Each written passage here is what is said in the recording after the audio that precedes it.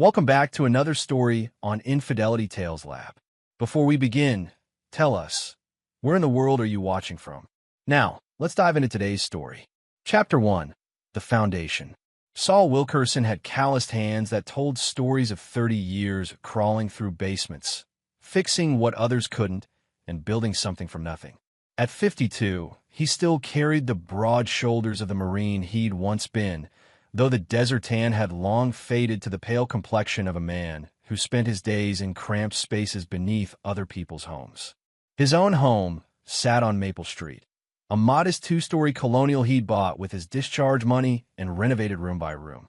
Every pipe, every wire, every board had been placed by his hands. It wasn't much by most standards, but it was his. Or so he'd thought. Jill had been different when they'd met 23 years ago. She'd been a waitress at Murphy's Diner, working double shifts to pay for nursing school. Saul had been immediately drawn to her determination, the way she'd wiped down tables with the same precision he applied to fitting pipes. She'd seemed impressed by his quiet competence, the way he could fix anything that broke. Their daughter Melissa had arrived 2 years after the wedding, a bright-eyed girl who used to follow Saul around the house, handing him tools and asking endless questions about how things worked. She'd been Daddy's little helper until middle school, when suddenly his rough hands and blue-collar work became sources of embarrassment rather than wonder.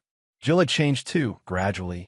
The nursing degree led to a job at the county hospital, which led to new friends, new ambitions, and new standards. She'd started making comments about upgrading their life, about wanting more than what a plumber could provide. Saul had worked longer hours, taken on bigger jobs, but it never seemed enough. The signs had been there for months. Late nights at the hospital. New clothes she claimed were on sale. A sudden interest in her appearance that went beyond professional necessity. Phone calls that ended abruptly when Saul entered the room. He'd noticed, cataloged each detail with the same methodical attention he applied to diagnosing a complex plumbing problem. But unlike pipes, he'd hoped this was something that would fix itself. Today was his 52nd birthday. Melissa was having friends over for what Jill had called a small celebration.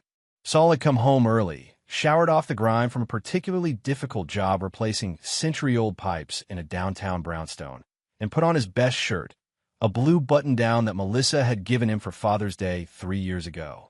He could hear teenage voices in the living room as he came downstairs, the kind of animated chatter that usually died when parents appeared. Saul paused at the bottom of the stairs, suddenly feeling like an intruder in his own home. Chapter 2. The Crack. The living room fell silent as Saul entered. 5 teenage girls sat arranged on his furniture like judges in a courtroom, their expressions ranging from polite indifference to barely concealed disdain. Melissa sat in the center, her face flushed with what Saul initially mistook for excitement.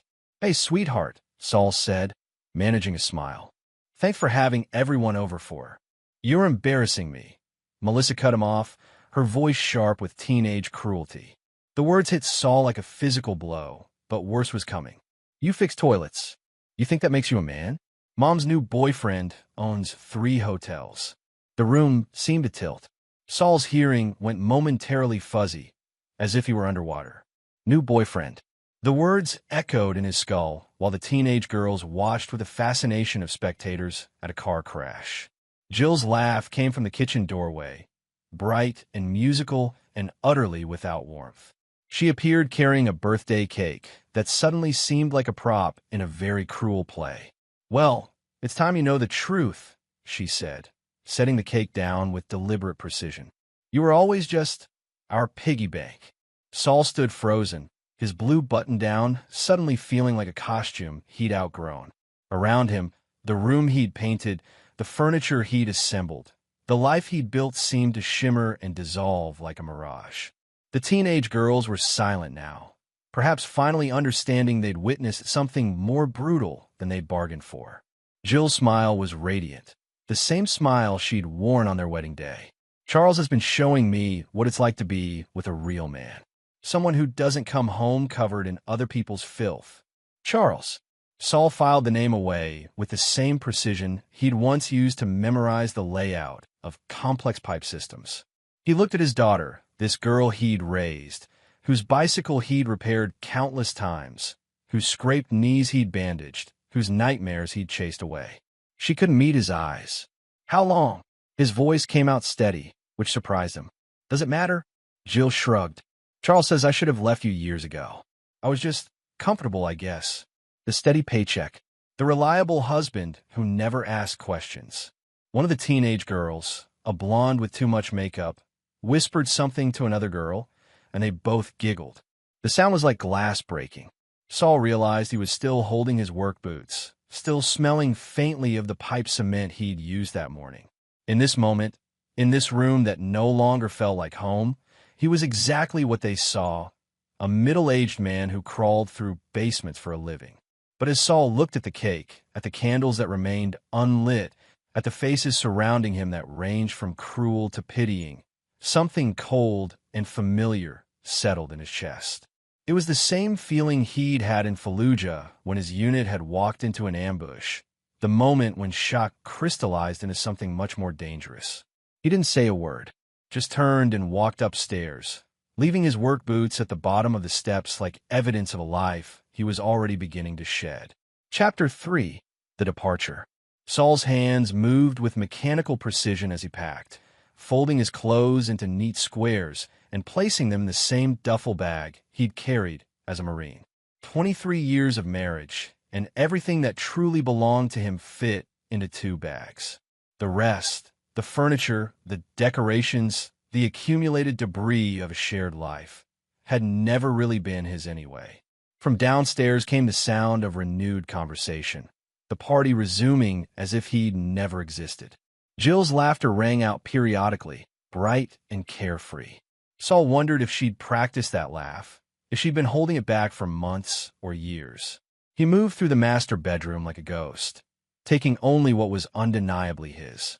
In the back of the closet, behind winter coats Jill had bought him, he found his old Marine footlocker.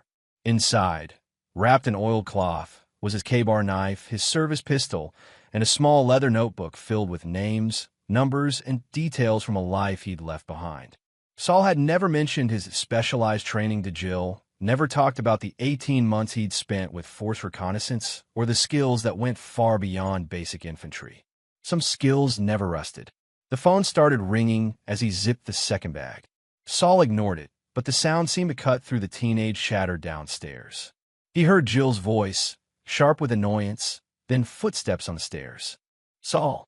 Jill appeared in the doorway, her expression shifting from irritation to uncertainty. What are you doing? Leaving? You can't just... we need to talk about this.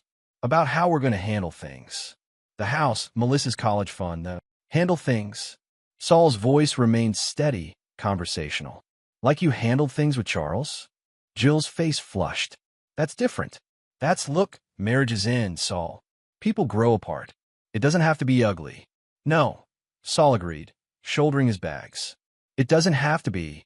Something in his tone made Jill step back. For just a moment, she seemed to see something in his face that reminded her that this quiet, steady man had once carried a rifle through some very dark places. Where will you go? I'll figure it out. The phone had stopped ringing, but now it started again. Jill glanced toward the sound, distracted. Charles is supposed to come over later. To meet Melissa properly.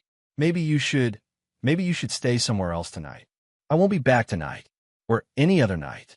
Saul walked past her, down the stairs he'd carpeted himself, past the living room where 6 pairs of eyes watched him with varying degrees of interest. Melissa's face was pale now, as if the reality of what had happened was finally sinking in. Dad! Her voice was small, uncertain. Saul paused at the front door, his hand on a knob he'd replaced just last month when the old one had started sticking. He looked back at his daughter, this girl who'd shared his blood, but not his heart when it mattered most. Happy birthday to me, he said quietly, and walked out into the afternoon sun. The phone was ringing again as he loaded his bags into his work truck. Through the front window, he could see Jill frantically gesturing as she spoke into the handset. 29 missed calls, someone would later say. 29 attempts to reach the man who'd just walked away from everything he'd built. But Saul Wilkerson was already gone, and the man who drove away in that battered pickup truck was someone Jill had never really known at all. Chapter 4. The Reconnaissance. The Riverside Motel sat on the wrong side of town, the kind of place where truckers caught a few hours of sleep and people paid by the week when they'd run out of better options.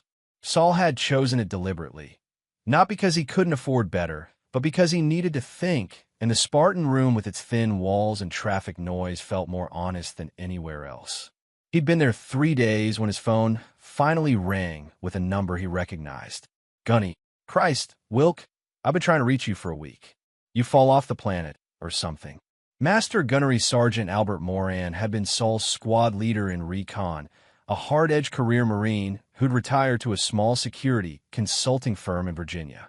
They'd stayed in touch sporadically over the years, the kind of friendship forged in impossible places that distance couldn't really break. Had some domestic issues. Needed to sort things out. Yeah? Well, sorting's good. Listen, I got a situation here might interest you. Remember Dick Dorsey? Saul remembered. Dorsey had been their communications specialist, a quiet genius with electronics who'd saved their asses more times than Saul could count. After the Corps, he'd gone into private security, the kind of work that existed in the shadows between legal and necessary. Dick's been tracking something for me, Albert continued. Charles McCarty. Name ring a bell. Saul's grip tightened on the phone. Should it? Hotel owner out your way. Real estate developer. Also happens to be a complete piece of shit who's been running a little side business trafficking girls through his properties. Eastern Europeans, mostly. Kids who don't speak the language and don't know their rights. The motel room suddenly felt smaller. How do you know about McCarty? Dick's been building a case for a client. A woman whose sister disappeared into one of McCarty's operations. Problem is McCarty smart. Uses cutouts. Keeps his hands clean. The kind of bastard who's bulletproof unless someone gets close enough to see how the machine really works. Saul said nothing, but his mind was already working, cataloging possibilities. Funny thing, though, Albert continued. Dick's been monitoring McCarty's communications. Seems he's got himself a new girlfriend. Married woman named Jill Wilkerson. You know her. We've met. Thought you might have. Small world. Anyway, reason I'm calling is Dick thinks McCarty might be getting sloppy. Love makes fools of us all, right? Might be an opportunity to get someone inside, close enough to document what he's really doing. Saul stared at the water stain on the motel ceiling, thinking about Jill's radiant smile, about the way she'd said Charles was a real man. What kind of opportunity? The kind that requires someone with your particular skill set. Someone who knows how to get into places he shouldn't be and disappear without a trace. Someone who understands that sometimes the law isn't enough. I'm listening. Dick's got everything set up, surveillance, electronic countermeasures, documentation. But he needs someone on the ground, someone who can get close to McCarty's operation without raising suspicions. Someone who has a reason to be sniffing around. Saul understood. A plumber had access to buildings, to basements and service areas where secrets might be hidden. A plumber who was asking questions about his wife's new boyfriend would seem motivated by jealousy rather than justice. What's the timeline? McCarty's planning something big. Dick intercepted communications about a new shipment arriving next week. If we're going to move, it has to be soon. Saul closed his eyes, seeing Jill's face, hearing Melissa's cruel words. Then he thought about other girls, other daughters, disappearing into Charles McCarty's shadow world. I'll need equipment. Already on its way. And Wilk, this isn't just about justice anymore.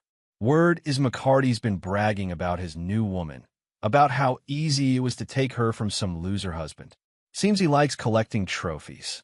The water stain on the ceiling looked like a map of somewhere Saul had never been, somewhere he might never return from. But as he thought about Charles McCarty, hotel owner, trafficker, collector of trophies, Saul Wilkerson began to disappear entirely, replaced by something much more dangerous. Chapter 5. The Infrastructure. Dick Dorsey hadn't changed much in 15 years. Still thin as a rail, still wearing clothes that looked like they'd been purchased from a government catalog, still carrying enough electronic equipment to run a small surveillance operation. Which, Saul reflected as he watched Dick unpack a dozen devices in the motel room, was exactly what this was. McCarty's got 3 properties, Dick said, spreading photographs across the cigarette-burned desk. The main hotel downtown, that's the Crown Plaza. legitimate business, mostly. Clean books, good reviews, the whole 9 yards. Then there's the Ambassador, about 10 miles out on Route 9. Supposedly a budget business hotel, but occupancy records don't match the parking lot activity. And finally, there's this. The third photograph showed a converted warehouse on the industrial side of town, the kind of building that had been abandoned when manufacturing moved overseas and repurposed for God knew what. Building permits say it's storage for hotel supplies, Dick continued. But the electrical usage suggests something a lot more intensive. Climate control, soundproofing, security systems that would make Fort Knox jealous. Saul studied the images, his trained eye picking out details, multiple exit routes, sight lines, potential approach vectors. Security personnel? 2 shifts for men each. All ex-military, all carrying professional-grade equipment, encrypted communications. McCarty doesn't hire amateurs. Cameras? Everywhere. But here's the interesting part. Dick pulled out a tablet, showing a building schematic. The whole system runs through a central server in the basement of the Crowne Plaza. And guess what's directly above that server room? Saul smiled for the first time in days. The main water line. Bingo. City records show repeated problems with the building's plumbing. Something about corroded pipes, causing pressure issues. The kind of problem that would require an experienced plumber to crawl around in the basement and figure out what's wrong. And how does an experienced plumber get called in for a job like that? Dick's grin was predatory. Funny thing about plumbing problems. Sometimes they just happen, especially when someone who knows exactly which pipes to hit with exactly the right amount of pressure decides to create a little controlled damage. Saul nodded, understanding. It was elegant, really. A few strategic strikes to create a problem that only he could solve, giving him legitimate access to the building's most sensitive areas. What about McCarty himself? That's where your wife comes in handy, Dick said, and there was no sympathy in his voice for Saul's situation. She's been spending a lot of time at the Crowne Plaza. Lunch dates, dinner dates, overnight stays when McCarty tells her husband she's working late at the hospital. She's become a regular fixture. Dick pulled out another photograph, this one showing Jill emerging from the hotel's main entrance on McCarty's arm. She was wearing a dress Saul had never seen, laughing at something McCarty had whispered in her ear. The man beside her was tall, silver-haired, the kind of polished confidence that came from money and power. He's proud of her, Dick continued. Shows her off like a prize. Takes her to the restaurant, the bar, introduces her to his business associates. She's become part of his routine. Meaning, when the plumbing emergency happens, she'll be there. And when the plumber shows up to fix it, McCarty will see exactly what he expects to see. A working-class husband checking up on his cheating wife. Jealous, maybe. Angry, probably. But not a threat. Saul studied the photograph of Charles McCarty, memorizing the face, the posture, the expensive suit. Everything about the man screamed success, power, the kind of confidence that came from never having to answer for his actions. He has no idea what's coming, does he? None at all. As far as McCarty knows, you're just another suburban husband who got traded in for a better model. He's already forgotten you exist. Dick began packing up the equipment, but he paused at the door. Wilk, this isn't just about shutting down his operation. Your wife, your daughter, they chose this. They chose him. When this is over, there won't be any going back. Saul nodded, thinking about birthday cake and teenage laughter and the sound of his work boots hitting the floor. I know. Good. Because Charles McCarty is about to learn that some men aren't as forgettable as they look. Chapter 6. The Pressure Test. The Crowne Plaza's basement smelled like every basement Saul had ever worked in. Damp concrete, old metal, and the faint chemical tang of cleaning supplies. The building's maintenance supervisor, a tired-looking man named Glenn Beach, led him through a maze of pipes and electrical conduits toward the source of their mysterious pressure problem. Started 3 days ago, Glenn explained, his flashlight beam dancing across the ceiling pipes. Pressure drops throughout the building, but only on the 3rd and 4th floors. Can't figure out what's causing it. Saul made appropriate noises of professional interest while cataloging every detail. Camera positions, cable runs, the location of the server room Dick had described. The building's infrastructure was more complex than most hotels, with redundant systems that suggested someone valued security over efficiency. "You done work for Mr. McCarty before?" Glenn asked as they reached the problem area. "First time. Usually work residential." Saul played his role perfectly. The small-time plumber grateful for a high-profile job, maybe hoping to impress the hotel owner enough to become a regular contractor. The damaged pipe was exactly where Saul had left it 3 nights ago, after his careful reconnaissance had identified the perfect spot to create a slow leak that would gradually reduce pressure without causing immediate flooding. It was the kind of subtle sabotage that looked like normal wear and tear to anyone who didn't know better. "There's your problem," Saul said, pointing to the hairline crack he'd carefully created. "Copper corrosion. See how the metal's turned green around the joint? That'll spread if you don't fix it soon." Glenn nodded sagely, as if he understood anything about plumbing beyond calling someone when it broke. "How long to fix it?" "Couple hours. Maybe 3 if I run into complications. I'll need to shut off the water to this section, drain the lines, cut out the bad pipe, and solder in a replacement. Whatever it takes. Mr. McCarty's got important guests staying on the 4th floor this week. Can't have them dealing with low water pressure." Important guests. Saul filed that information away as Glenn led him back to the main mechanical room. The server room was 20 feet away, behind a steel door marked "Authorized Personnel Only" and protected by both a keycard reader and a numeripad. "I'll be upstairs if you need anything," Glenn said. "Try to keep the noise down. Hotel's pretty busy today." Alone in the basement, Saul began his work with the methodical precision that had made him one of the most sought-after plumbers in the county. But his real attention was focused on the patterns of movement above his head. Footsteps, voices, the subtle vibrations that told him where people were and what they were doing. At 11:30, he heard familiar laughter echoing through the building's ventilation system.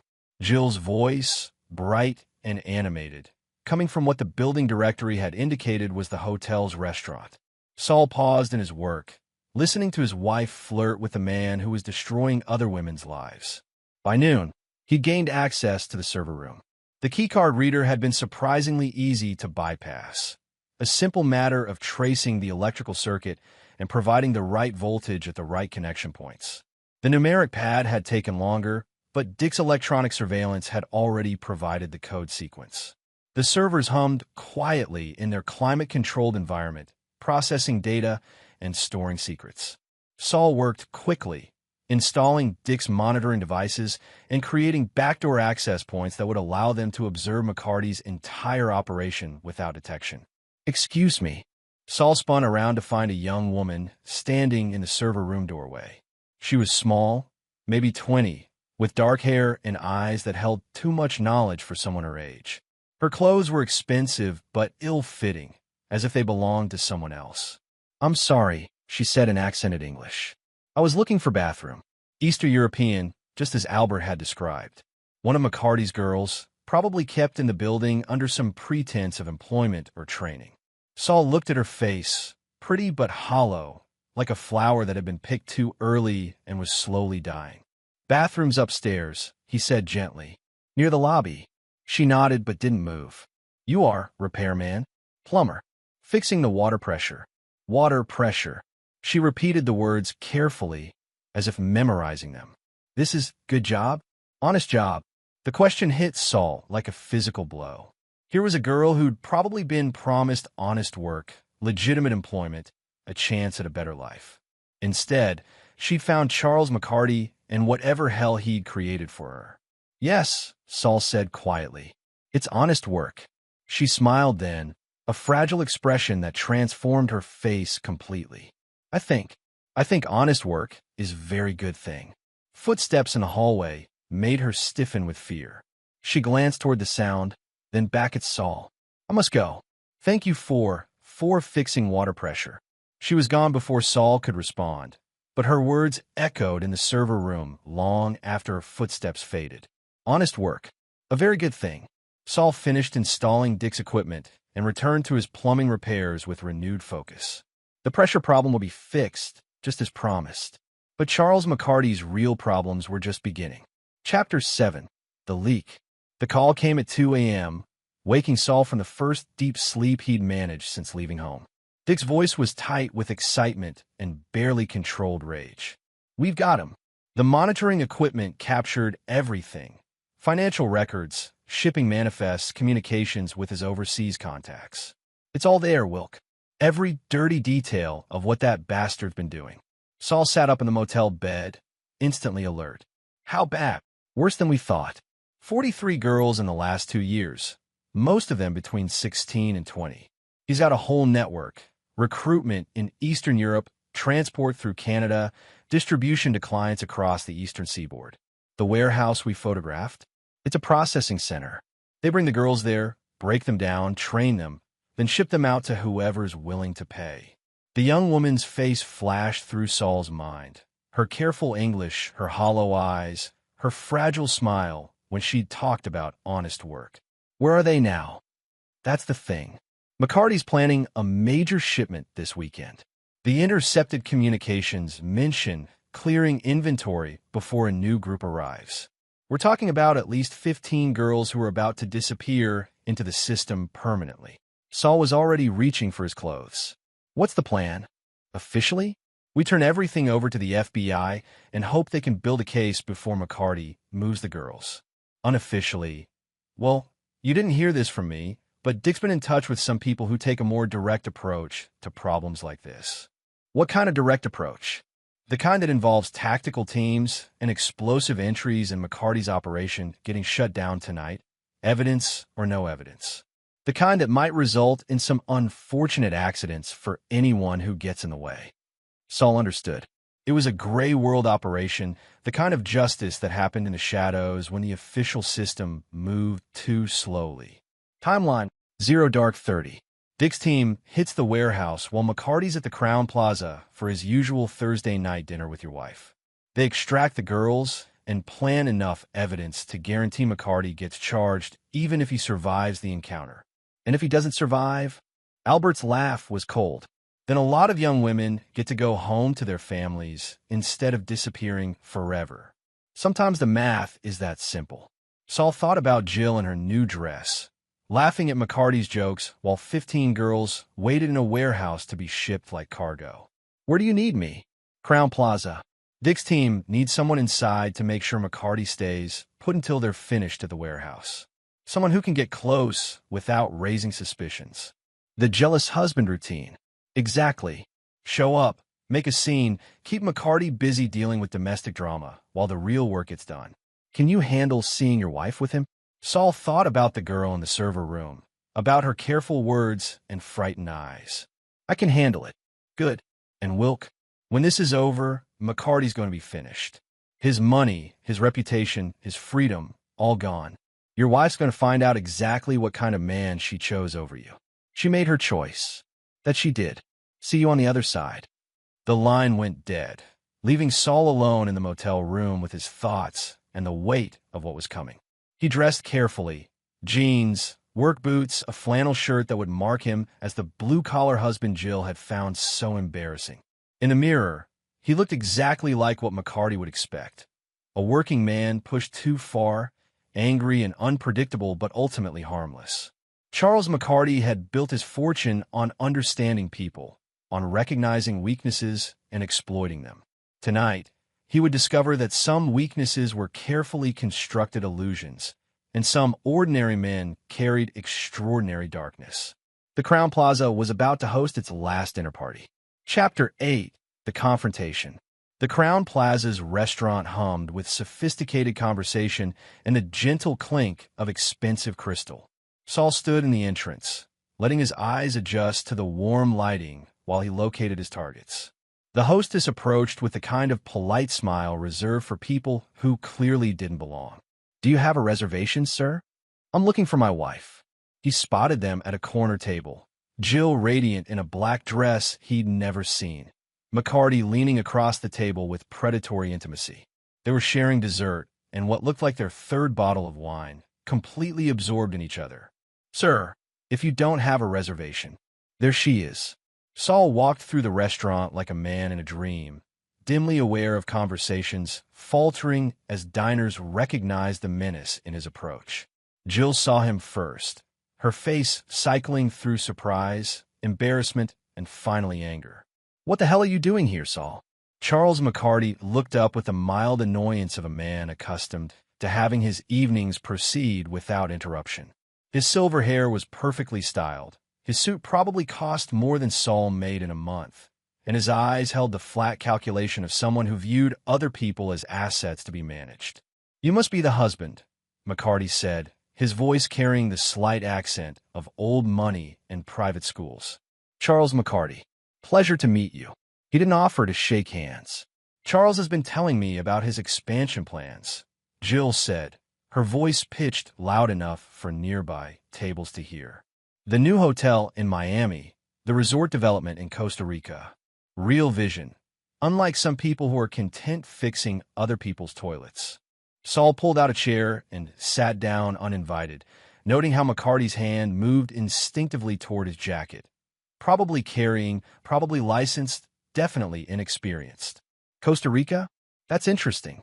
I hear the construction industry down there has some unique labor practices." McCarty's eyes sharpened slightly. "I'm not sure what you're implying. Just making conversation. I meet a lot of contractors in my line of work. You'd be surprised what people talk about when they think nobody important is listening." "Saul, stop it," Jill hissed. "You're embarrassing yourself." "Am I? Or am I just trying to understand what my wife finds so attractive about the hotel business?" Saul's phone buzzed once in his pocket. Dick's signal that the warehouse operation was beginning. Must be fascinating work, managing all those different accommodations. McCarty set down his wine glass with deliberate precision. "Mr. Wilkerson, I think perhaps you've had too much to drink." "Haven't had a drop. But you're right, I probably should go." "Jill, when you're done here, we need to talk. About Melissa's college fund, about the house, about what's going to happen next." "There's nothing to discuss," Jill said. "I've already contacted a lawyer." "Have you? That's good. You'll want proper representation." Saul stood, noting how McCarty's eyes tracked his movements. "Charles, it's been educational. I hope you enjoy the rest of your evening." He turned to leave, then paused as if remembering something. "Oh, and Charles, you might want to check on your warehouse operation. I heard there might be some structural problems developing." The words hit McCarty like a physical blow. His face went pale, then flushed with anger and sudden understanding. "What did you just say?" But Saul was already walking away, moving through the restaurant with the unhurried pace of a man who had accomplished exactly what he'd come to do. Behind him, he heard McCarty's chair scrape against the floor, heard Jill's confused questions, heard the beginning of a conversation that would shatter both their worlds. His phone buzzed again, 2 short pulses. Dick's team had found the girls. By the time Charles McCarty reached the warehouse, it would be empty except for enough evidence to guarantee he'd spend the rest of his life in federal prison. By the time Jill understood what kind of man she'd chosen, she'd be facing her own legal problems as an accessory after the fact. Saul walked out into the night air, breathing deeply for the first time in weeks. Honest work, the girl had said. A very good thing. Some kinds of work were more honest than others. Chapter 9. The Final Fix. 3 months later, Saul sat in a coffee shop in Portland, Oregon, reading about Charles McCarty's sentencing on his tablet. 25 to life in federal prison. No possibility of parole. The news article included a photograph of McCarty in an orange jumpsuit, his silver hair unkempt, his face gaunt with the reality of what his life had become. The warehouse raid had been devastating in its thoroughness. 15 girls rescued, enough evidence to implicate a network spanning 3 countries, and financial records that had led to dozens of arrests. McCarty's empire had collapsed in a single night, taking down clients, partners, and enablers across the eastern seaboard. Jill had been arrested 2 weeks later when investigators discovered she'd been laundering money through the hospital's charitable foundation. Small amounts over several months, but enough to qualify as accessory to trafficking. Her nursing license was revoked, her assets frozen, her respectable life reduced to legal fees and plea negotiations. The house on Maple Street had been seized as part of the federal investigation. Melissa was living with Jill's sister in Ohio, her college fund gone, her social media profile scrubbed of any reference to her father the plumber or her mother's glamorous new boyfriend. Saul's phone rang, interrupting his reading. Albert's number. How you doing, Wilk? Can't complain. You. Business is good. That situation in Portland work out for you. Saul looked around the coffee shop, at the faces of people who had no idea who he was or what he'd done. His new identity was solid. Papers that would withstand any scrutiny, a background that painted him as a retired plumber who'd moved west for his health. It worked out fine. Quiet place. Good people. Glad to hear it. Listen, Dick's got another situation developing. Similar profile to McCarty, but bigger. International scope. Could use someone with your particular skills if you're interested. Saul thought about the girl in the server room, about her frightened eyes and careful words. Somewhere in the world, there were other girls, other Charles McCartys, other systems that turned human beings into commodities. What's the timeline? Next month. Dick's setting up the surveillance now, but he'll need someone on the ground who can get close to the target. Someone who understands that justice doesn't always come from a courtroom. Send me the details.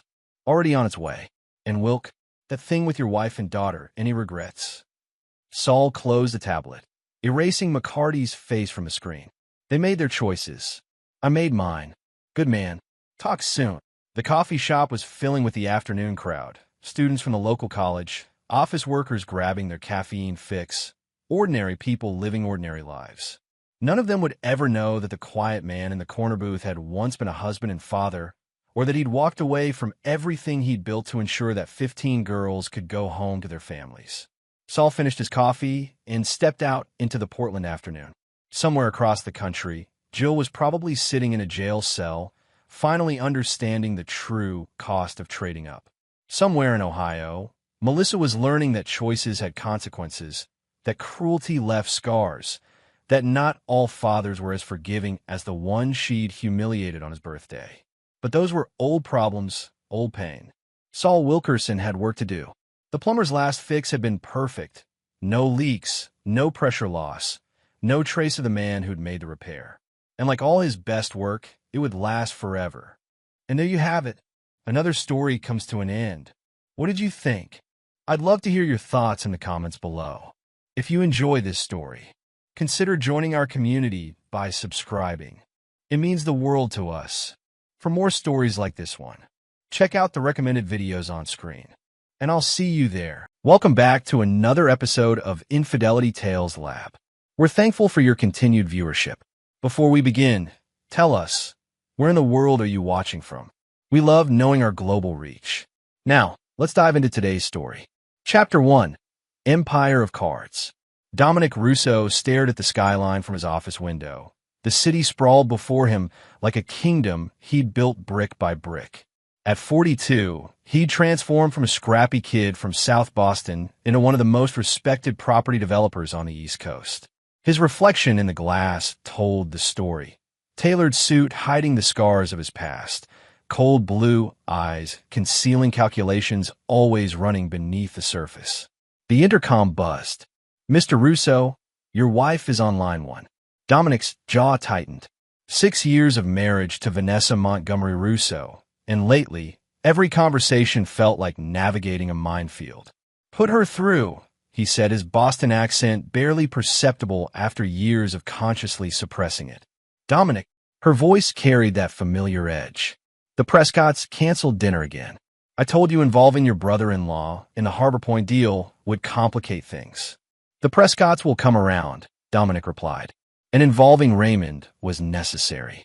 The Montgomery family name opened doors mine couldn't. Just remember whose idea it was to bring you into the fold, Vanessa said. Daddy wasn't convinced a Russo belonged at our table, let alone in our boardroom. The reminder stung more than Dominic would admit. Howard Montgomery had made it abundantly clear that the son of a janitor wasn't good enough for his daughter, despite Dominic's success. Only Dominic's brilliant property development strategy for the waterfront had changed the old man's mind. I'll be late tonight, Vanessa continued. Foundation meeting. Don't wait up. The call ended before he could respond. Dominic pulled up his calendar. The Montgomery Family Foundation had no meeting scheduled. It was the third meeting this month. His office door opened without a knock. Only one person had that privilege. Your brother-in-law's here, said Anthony Kowalski, Dominic's head of security and oldest friend. Their history stretched back to St. Mary's Home for Boys, where they'd formed an unbreakable bond amid neglect and violence. Anthony's eyes conveyed what his words didn't. Be careful. Raymond Montgomery strode in as if he owned the place, which technically he partly did. As Vanessa's younger brother and Dominic's business partner in Russo Montgomery Developments, Raymond had the Montgomery family's classic good looks. Wavy chestnut hair, green eyes, and an easy smile that charmed investors and building inspectors alike. Dumb. Just the man I wanted to see. Raymond dropped a folder on Dominic's desk. The North Shore projections. We need to revise our strategy. Dominic opened the folder, scanning the contents with practiced efficiency. These numbers don't match what Nelson presented last week. Nelson's conservative. Always has been. Raymond loosened his tie. I had Beck run new projections. Without consulting me, Dominic kept his voice level, but his hand tightened on the paper. Beck was Raymond's recent hire, young, ambitious, and too eager to please the Montgomery side of the business. Just exploring options, partner. Raymond's smile didn't reach his eyes. Speaking of options, Vanessa mentioned you're having doubts about the Harbor Point expansion. Dominic hadn't shared those thoughts with Vanessa. The realization slid like ice down his spine. We're overextended, Dominic said carefully. Taking on Harbor Point Phase 2 now increases our exposure if the market shifts. That's why I brought in the Taiwanese investors. Raymond leaned forward. They're ready to commit, but they want assurances we're all in. Hesitation sends the wrong message. I don't recall approving Taiwanese investors. Raymond's smile tightened. Board approved it last month while you were in Chicago. Another decision made without him. The pattern was becoming clear, but Dominic needed more evidence before making his move. I'll review the materials, Dominic said. We'll discuss tomorrow. After Raymond left, Dominic pulled out his phone and texted a number saved under tax consultant. Need your expertise. Dinner at Marcel's, 8 p.m. The reply came immediately. I'll bring my calculator.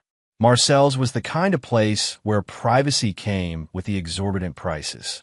Dominic sat in a corner booth when Natalia Vega slid in across from him. At 35, Natalia had left her FBI cybercrime unit to start her own security firm.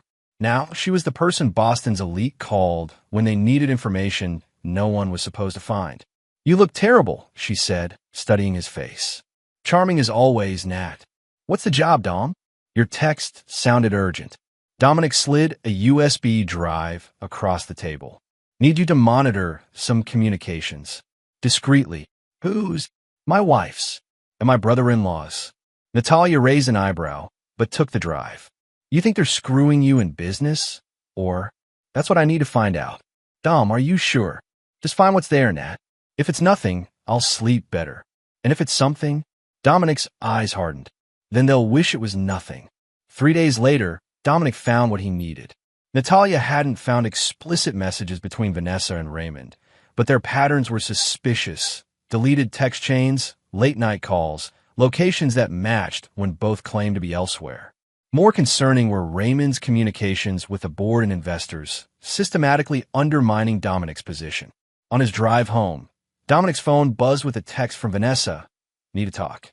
Important. Home early. Their Beacon Hill home was lit up when Dominic arrived. Inside, he found Vanessa in the living room with Raymond. The tension in the air was palpable. What's this about? Dominic asked, setting down his briefcase. Your business plan for Harbor Point, Raymond said, waving a document Dominic recognized as his confidential contingency strategy. Care to explain why you're developing a scale-down option behind our backs? Behind your backs? That's my risk assessment. Standard practice. Dominic's mind raced. That document had been his private safe. The question is, how did you get it? That doesn't matter, Vanessa cut in. What matters is you're undermining the company. The board is concerned. The board? Or just the Montgomery contingent? Dominic's voice remained calm, though fury burned beneath. Interesting timing, considering the mysterious Taiwanese investors who appeared while I was in Chicago. This isn't about them, Raymond snapped. It's about trust. Trust. Dominic laughed, a cold sound. Let's talk about trust, Raymond. Let's talk about the meetings you've had with Vanessa that neither of you mentioned, or the board votes you've orchestrated without my knowledge. Vanessa paled slightly. You've been spying on us? Protecting my interests. Dominic turned to her, including those foundation meetings that never appeared on any calendar. You don't understand, Vanessa began. I understand perfectly. Dominic cut her off. You two have been systematically trying to push me out. The question is why now? What's the urgency? Raymond's face darkened. You're a disgrace to this family name, he roared, grabbing Dominic's business plan and tearing it to shreds. You're out of the partnership, effective now. Vanessa stepped closer, her voice cold. And this house is mine. The lawyers are on their way. They gave me 15 minutes, Dominic said quietly. He climbed the stairs to his office, hearing their hushed, urgent conversation below. In his office, Dominic opened his safe, removed a small device, and activated it. Then he took only what he needed, a specific thumb drive, passport, and a burner phone. The rest could be replaced. As he stepped onto the porch, he heard it. Raymond and Vanessa's phones erupting with notifications. Dozens, then hundreds of frantic alerts, messages, and calls flooding in simultaneously because his contingency plan had just gone into effect. He smiled for the first time that day. Chapter 2. Blood and Mortar. Dominic Russo learned about power at age 11 when 3 older boys cornered him behind St. Mary's Home for Boys. They took his shoes, donated Nikes, the first new things he'd ever owned. That night, he waited until they slept, took back his shoes, and cut the laces into pieces. You didn't get revenge, young Anthony Kowalski had observed. They'll just beat you worse. I didn't want revenge, Dominic had replied. I wanted them to know I'm not afraid. 29 years later, Dominic sat in Anthony's spare bedroom, that same principle guiding his actions. He wasn't afraid of the Montgomerys. He was preparing to destroy them. They're panicking, Anthony said, showing Dominic his laptop screen. Whatever you did, it worked. On the screen, financial news headlines scrolled. Russo Montgomery stock plummets. Harbor Point development in jeopardy. Montgomery family wealth takes hit amid investor concerns. I didn't touch our stock, Dominic said. I simply released information about Raymond's secret meetings with the Taiwanese investors to our American backers, and sent documentation of board irregularities to key shareholders.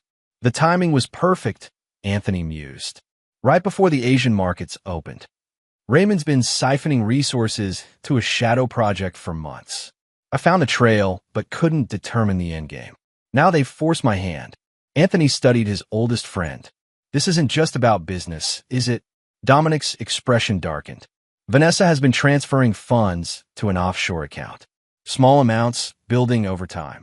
She was planning to leave you anyway, with a substantial portion of what I built. Dominic's voice hardened. What we built, and don't forget your stake in this. Anthony nodded.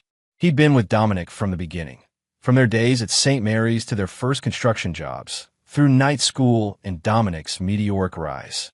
Anthony's security company now protected all Russo Montgomery properties, and his financial future was tied to Dominic's. What's our next move? Anthony asked. We need leverage. Dominic pulled out his burner phone. It's time to call in some family connections. Franco Russo hadn't spoken to his son in 15 years. Not since Dominic had walked away from the family business, a euphemism for the organized crime operation Franco ran from his auto shop in South Boston. When his secretary said Dominic Russo was on the line, Franco nearly dropped his cigar. Dominic, Franco said, his gravelly voice betraying emotion he'd never admit to. Must be the end of the world if you're calling me. I need information, Pop, Dominic replied without preamble, about Howard Montgomery's real estate dealings in the 90s. The Montgomery heir? Franco chuckled. Why am I not surprised you married into that family? Always reaching for what wasn't meant for boys like us. Can you help or not? Meet me at O'Malley's. Tonight, 10 p.m. Come alone. O'Malley's hadn't changed in 2 decades. Same sticky floors, same smell of stale beer and broken dreams. Franco Russo sat in the back booth, looking older but no less dangerous at 73. You look like your mother, Franco said as Dominic sat down. Let's skip the family reunion, Dominic replied. Montgomery. Franco pushed an envelope across the table. Howard Montgomery built his fortune on some questionable land deals. The kind where buildings mysteriously caught fire and properties suddenly became available. You saying he committed arson? I'm saying he knew people who knew people. Franco tapped the envelope, including one Bobby Finnegan, who did 10 years for a warehouse fire that killed 2 homeless men. Coincidentally, Montgomery bought that property a month later. Finnegan's still alive, living in a nursing home in Quincy. Has early-stage dementia, but some days he's sharp. Loves to talk about the old days. Dominic pocketed the envelope. Thanks. One more thing, Franco said as Dominic stood to leave. Your brother-in-law, Raymond Montgomery? He's been making some interesting friends lately. The kind that don't appear in business registries. Criminal connections? Franco shrugged. Let's just say some people I know have been asked to help with a special project at Harbor Point. Off-the-books construction, very specific requirements. Dominic's mind raced with possibilities. What kind of requirements? The kind that need reinforced walls, soundproofing, and discrete access points. Franco gave his son a knowing look. Not typical luxury condo features. As Dominic turned to leave, Franco called after him. Whatever you're planning, remember, you've got more Russo in you than you think. The words followed Dominic into the night, both warning and reassurance. The next morning, Dominic visited Shady Pines nursing home. Bobby Finnegan was having a lucid day, his roomy eyes lighting up at the mention of Howard Montgomery. That fancy bastard, Finnegan wheezed. Promised me a pension for life. Know what I got? Enough for 10 years inside, then this place. Tell me about the warehouse fire, Dominic prompted. Montgomery wanted that land bad. Said he'd pay triple my usual fee. Finnegan leaned closer. Didn't tell me people were living there. That wasn't the deal. You have proof of Montgomery's involvement? Finnegan cackled. Course I do. Insurance. He tapped his temple, hidden where no one would look. My daughter has it. Insurance for my insurance, you might say. It took another hour and a promise of improved care for Finnegan to reveal his daughter's name. Maggie Finnegan, now Maggie Walsh, a nurse at Boston General. Maggie Walsh was suspicious when Dominic approached her, but the mention of her father and adequate financial incentive loosened her tongue. Dad gave me a safety deposit box key years ago, she explained in the hospital cafeteria. Said if anything happened to him, I should use what's inside to make the Montgomerys pay. What's in it? Letters, recordings, payment records. Maggie's eyes hardened. Howard Montgomery left my father to rot while he built an empire on those deaths. I want to make a deal, Dominic said.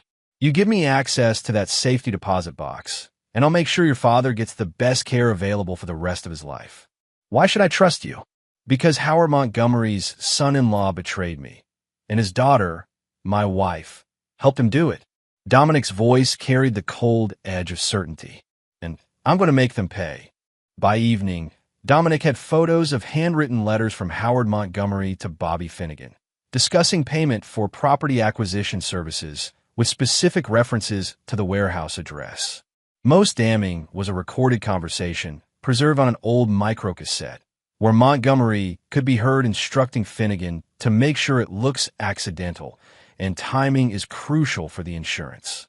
As Dominic reviewed the evidence in Anthony's apartment, his burner phone rang. Natalia. You need to see this, she said without greeting. I've been monitoring Raymond's communications as requested. He's meeting someone tonight at the Harbor Point construction site. Someone named Zhao. The Taiwanese investor, Dominic murmured. That's not all. I found blueprints on Raymond's private server. Modifications to the Harbor Point design that weren't in the official plans. Dominic, they're building some kind of secure facility within the development. The specifications match high-security holding areas. Send me everything you have. And Nat, I need surveillance on that meeting tonight. After ending the call, Dominic turned to Anthony. We need to move faster than planned. Raymond's up to something bigger than pushing me out. What are you thinking? I'm thinking it's time we turn the Montgomery family's methods against them. Dominic's expression was resolute, starting with a fire of our own. Chapter 3. Ashes to Assets. The Harbor Point construction site stood illuminated against the night sky, a skeleton of what would become Boston's premier waterfront development. Security was minimal. Anthony had made sure of that by scheduling a last-minute training session for the regular guards, replacing them with his less attentive employees. From his vantage point in a vacant building across the street, Dominic watched through binoculars as Raymond's Maserati pulled into the site. His brother-in-law emerged with another man, trim, middle-aged, with an expensive suit and the bearing of someone accustomed to authority. "That's Zhao," Natalia confirmed beside him, adjusting her directional microphone.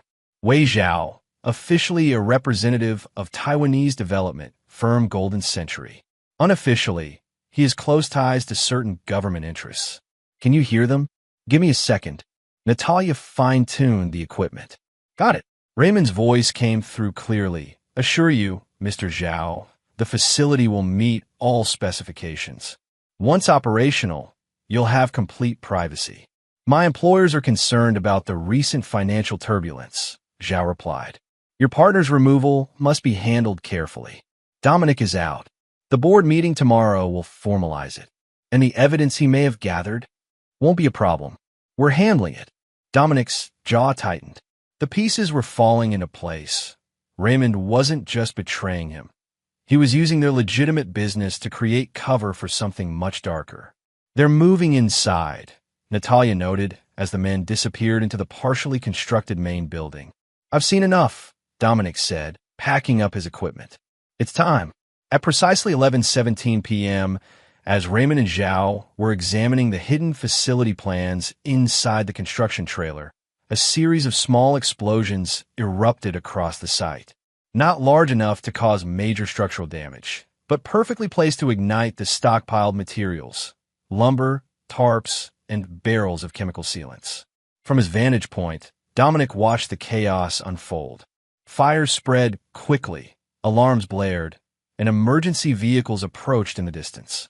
Raymond and Zhao emerged from the trailer, panic evident in their hurried movements.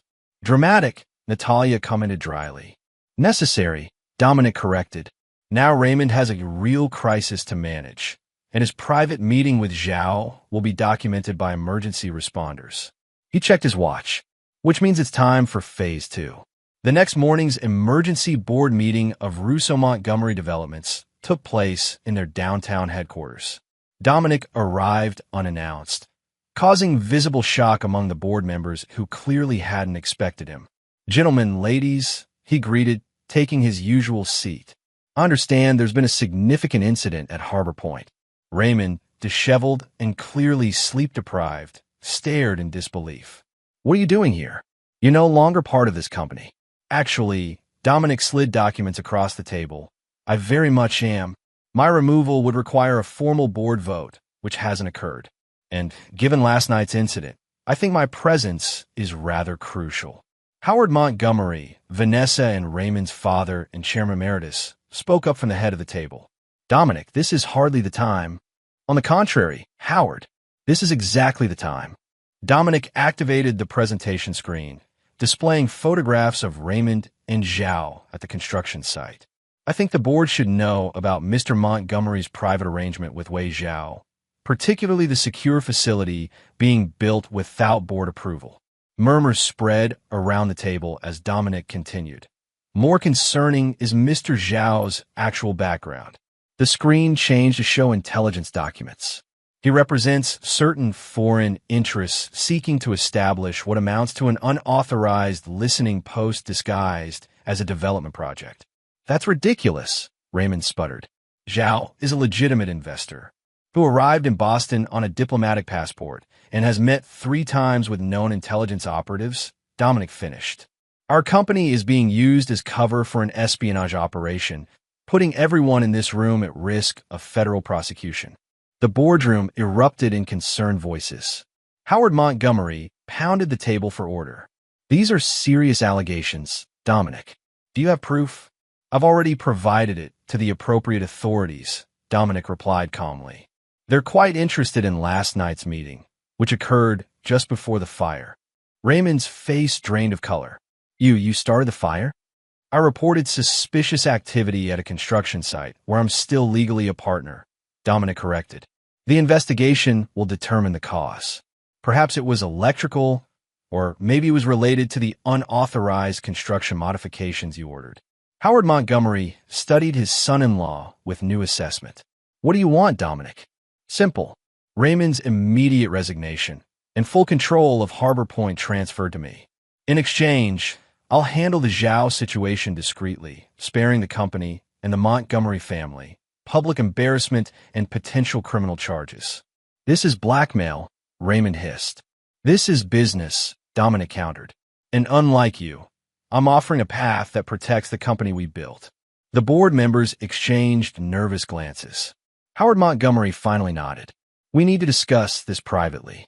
Dominic, Raymond, wait outside. In the hallway, Raymond's composure cracked. You think you've won?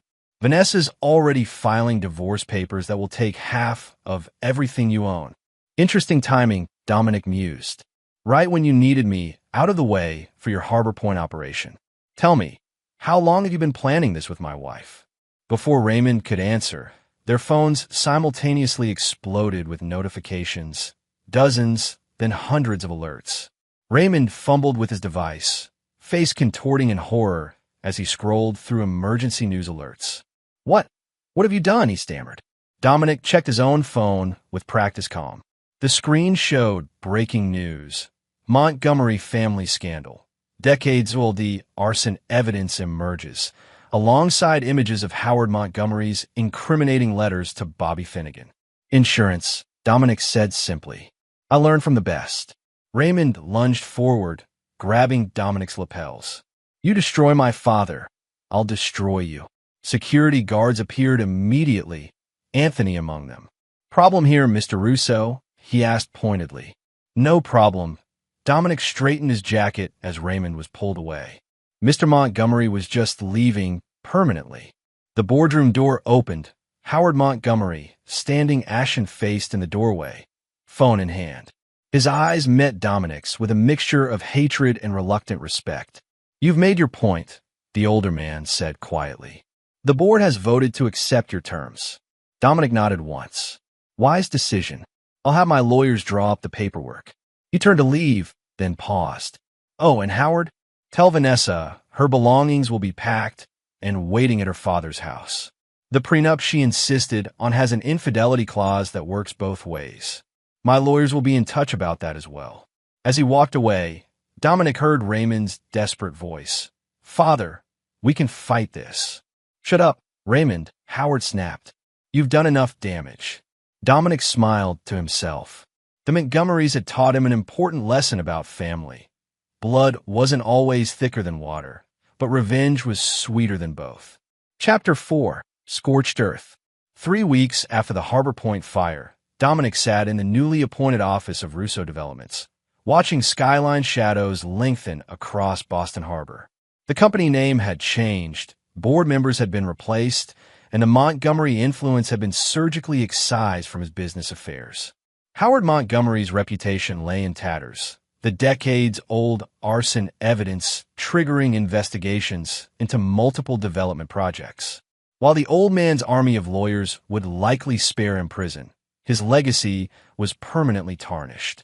Raymond had fled to an undisclosed location, presumably to escape both legal scrutiny and the wrath of his mysterious foreign partners. Initial FBI inquiries into the Harbor Point project had vindicated Dominic's claims about unauthorized construction and security concerns. And Vanessa, she'd gone uncharacteristically quiet after her initial flurry of legal threats. Their divorce proceedings had begun, but her expected aggressive stance had softened to cautious negotiation. It felt like victory, yet Dominic knew better. This was merely the opening gambit. A knock at the door interrupted his thoughts. Natalia entered without waiting for permission, dropping a file on his desk. You need to see this, she said.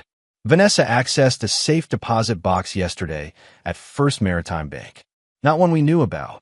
Dominic opened the file, finding surveillance photos of his soon-to-be ex-wife entering the bank, looking nervously over her shoulder. What was in the box? Unknown, Natalia replied. But afterward, she met with this man. She pointed to another photo showing Vanessa in conversation with a middle-aged man in an expensive suit. Wesley Palmer, former prosecutor, now a high-priced defense attorney specializing in white-collar crime. She's preparing countermeasures, Dominic mused. The question is, what leverage does she think she has? There's more, Natalia continued. Raymond surfaced briefly in New York 2 days ago. He met with this woman. Another photo showed Raymond with an elegant Asian woman outside a Manhattan restaurant.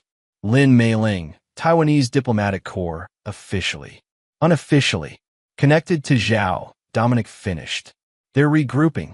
Should I dig deeper on Mei-ling? Yes, but carefully. This has escalated beyond family betrayal.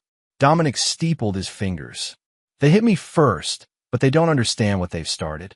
That evening, Dominic visited a place he'd avoided for over 15 years, his father's auto shop in South Boston. Franco Russo was working alone, hands black with grease despite his age, a cigarette dangling from his lips. Twice in a month, Franco remarked without looking up. The world really must be ending.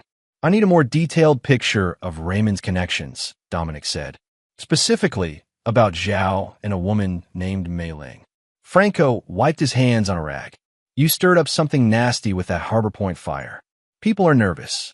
The kind of people who don't get nervous easily. What have you heard? That your brother-in-law promised delivery of something valuable. Something that wasn't his to give. Franco fixed his son with a knowing look. Something that might be yours. Dominic's mind raced through possibilities. The only unique asset in that development was the location, direct harbor access, minimal oversight. And who controls the harbor security contracts in that sector? Understanding dawned. Kowalski's Security. Anthony's company. Exactly. Franco crushed his cigarette under his boot. Your friend's business gave you eyes on all harbor traffic. Perfect for someone monitoring certain shipments. Someone like federal authorities, who I hear have been particularly interested in your friend's security feeds lately. The implications were staggering. For years, Dominic had allowed Anthony to use their property's strategic locations to assist occasional federal investigations, an arrangement that kept both businesses clean and provided useful connections. Raymond must have discovered this partnership and offered to neutralize it. Raymond was selling access, Dominic said slowly, promising to remove me and gain control of the security infrastructure. And now his foreign friends are unhappy about their investment, Franco confirmed. Unhappy enough to start looking for alternatives, including your ex-wife, who's been making some interesting calls to former associates of mine. Vanessa is connecting with criminals? She's exploring options, Franco corrected. People who specialize in permanent solutions to complicated problems. Dominic absorbed this with cold calculation. Thanks for the warning. It's not a warning, it's a suggestion. Franco's eyes, so similar to Dominic's own, hardened. Finish this before it finishes you. The following morning, Dominic received an unexpected visitor at his penthouse apartment. Detective Lisa Martinez from Boston PD's Financial Crimes Unit. Mr. Russo, she began after declining coffee, I'm investigating some irregularities surrounding Russo-Montgomery developments, specifically regarding the Harbor Point project. Former Russo-Montgomery, Dominic corrected smoothly. Now simply Russo Developments. And all my financial records are available to the proper authorities with appropriate warrants. Actually, I'm here about your ex-partner, Raymond Montgomery. He's made some serious allegations about financial manipulation and evidence tampering. Dominic's expression revealed nothing. Raymond is facing his own legal problems. Deflection is a common tactic. Perhaps. Martinez studied him carefully. But his sister, your wife, has provided some concerning documentation. Bank transfers, deleted communications supposedly recovered, meetings with known criminal elements. Detective, my divorce proceedings are ongoing. Vanessa has financial motivation to paint me in a negative light. That's what I figured, Martinez nodded. Which is why I wanted to hear your side before proceeding further. Something in her tone caught Dominic's attention. She wasn't hostile. If anything, she seemed to be offering an opening. Detective, off the record, what's really going on here? Martinez glanced at her partner, who stepped outside the apartment. Officially, I'm investigating potential financial crimes. Unofficially, there are some inconsistencies in the Montgomery sibling stories that concern me. Such as Raymond claiming to be blindsided by your accusations, when his calendar shows meetings with Wei Zhao dating back 6 months. Or Vanessa claiming financial ignorance, while maintaining offshore accounts you apparently knew nothing about. Dominic considered his options carefully. Why tell me this? Because I investigated Howard Montgomery years ago when I was a rookie, the warehouse fire case. I knew Bobby Finnegan was covering for someone, but couldn't prove it. Martinez's eyes flashed with old determination. I don't like unfinished business.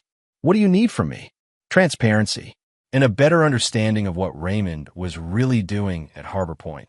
Dominic made his decision. I think it's time you met a friend of mine. Anthony Kowalski has some security footage you might find interesting. By nightfall, the chess pieces had moved significantly. Detective Martinez received access to Anthony's harbor security feeds, revealing numerous unauthorized meetings between Raymond, Zhao, and various unidentified figures of the Harbor Point site. More damning were recorded conversations Anthony had coincidentally captured, discussing shipment arrangements and customs blind spots. Meanwhile, Dominic had Natalia implementing a specialized cybersecurity protocol across all his business interests, one designed to track access attempts. Within hours, it detected sophisticated intrusion efforts originating from addresses linked to both Raymond's New York hotel and, surprisingly, Howard Montgomery's home network. They're looking for something specific, Natalia reported, targeting your personal financial records and communications with federal authorities. Let them find what we want them to find, Dominic instructed. The modified security logs showing Anthony's harbor monitoring system was a private initiative, not a government partnership. And if they dig deeper, they won't have time, Dominic replied. Because tomorrow, we escalate. That night, as Dominic reviewed his strategy, his secure phone rang, Anthony with urgent news.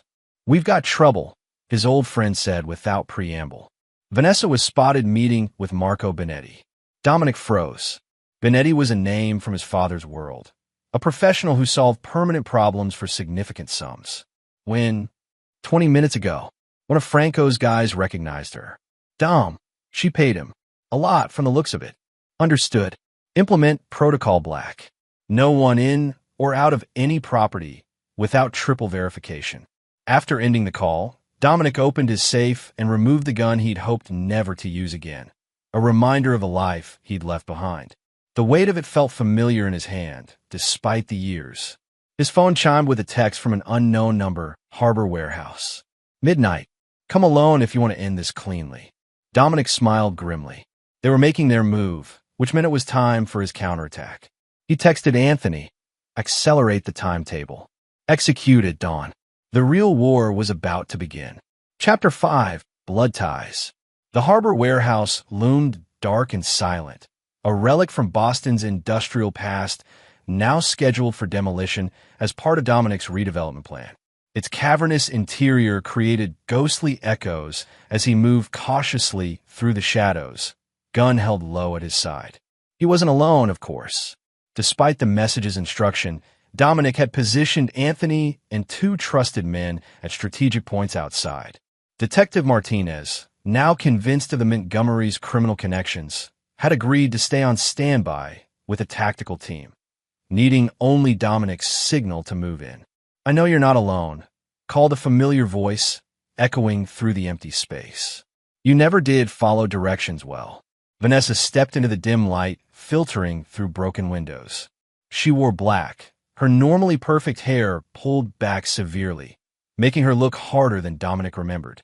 Bringing an assassin to a meeting seems hypocritical, Dominic replied, scanning the darkness. Where's Benetti? Insurance, nothing more. He's not here. Vanessa moved closer, stopping 15 feet away. This doesn't have to end badly, Dominic. It already has. You chose your side, and you chose yours long ago. Something in her voice had changed, a bitterness that hadn't been there before. The mighty Dominic Russo, so focused on building his empire, he never noticed what was happening in his own home. Enlighten me. Did you ever wonder why my father finally accepted you? Why the great Howard Montgomery allowed his daughter to marry a janitor's son? Her laugh was brittle. Because you were useful. Your development strategy for the waterfront solved a problem that had been plaguing him for years. How to build legitimate businesses on properties with questionable acquisitions. I knew your father had skeletons, Dominic said evenly. Just like I knew you married me partly for my business acumen. Old news, Vanessa. Not quite. Vanessa's expression tightened. What you don't know is that Raymond and I had our own arrangement from the beginning. The Montgomery siblings protecting family interests against the outsider. By sleeping with your brother's contractors behind my back? Interesting protection strategy. Vanessa's composure slipped momentarily. You knew. I suspected. Natalia confirmed it last week. Phone records, hotel charges, the usual trail. Amateur work, really. That bitch, Vanessa hissed. Raymond said she could be bought. Raymond overestimated his persuasiveness. Dominic kept his voice controlled. What I don't understand is why now. Why push me out at this particular moment? Because Harbor Point was the final piece, came a new voice from the shadows. Raymond stepped forward, looking haggard but determined. With Harbor Point operational, we could finally step out from under our father's shadow, build our own empire without his constant oversight. Using foreign money and connections, Dominic noted, creating what amounts to an intelligence outpost disguised as luxury condos. Did Howard know? Father has become risk-averse in his old age, Raymond replied. Sometimes progress requires bold action. Bold action? You committed treason for profit. We created opportunity. Raymond's controlled facade cracked. While you were obsessing over perfect development plans and community impact studies, real money was on the table. Zhao and his associates needed a foothold, and we needed capital free from oversight. Dominic laughed coldly. And how's that working out? Your foreign friends aren't known for forgiveness when deals collapse. Which is why we're here, Vanessa interjected, to offer a way forward. For all of us. I'm listening. You transfer controlling interest in Harbor Point back to us, with guarantees of no further interference. In exchange, we ensure your other business interests remain untouched and certain evidence against you disappears. What evidence? Vanessa removed a flash drive from her pocket. Recordings of you discussing harbor security arrangements with federal authorities. Proof you've been acting as an informant. The kind of evidence that would make you a target for multiple interested parties. Interesting proposal, Dominic said, appearing to consider it. Just one problem. You're negotiating from a position of weakness. Raymond scoffed. You're outnumbered and cornered. Am I? Dominic smiled thinly. Anthony lights. Suddenly, the warehouse blazed with light as hidden industrial lamps activated. Raymond and Vanessa squinted against the brightness, momentarily disoriented, long enough for them to register the red laser dots that appeared on their chests. Detective Martinez and her tactical team have had an interesting evening listening to this conversation, Dominic informed them, particularly the parts about foreign intelligence operations and treason. Vanessa's face drained of color. You're bluffing. Martinez, your thoughts? Dominic called out. The detective's voice came through a loudspeaker. Mr. Montgomery, Mrs. Russo, please place your hands behind your heads. You're under arrest for conspiracy to commit espionage, among other charges we'll discuss at the station. As tactical officers swarmed in, Dominic watched dispassionately while his wife and brother-in-law were handcuffed.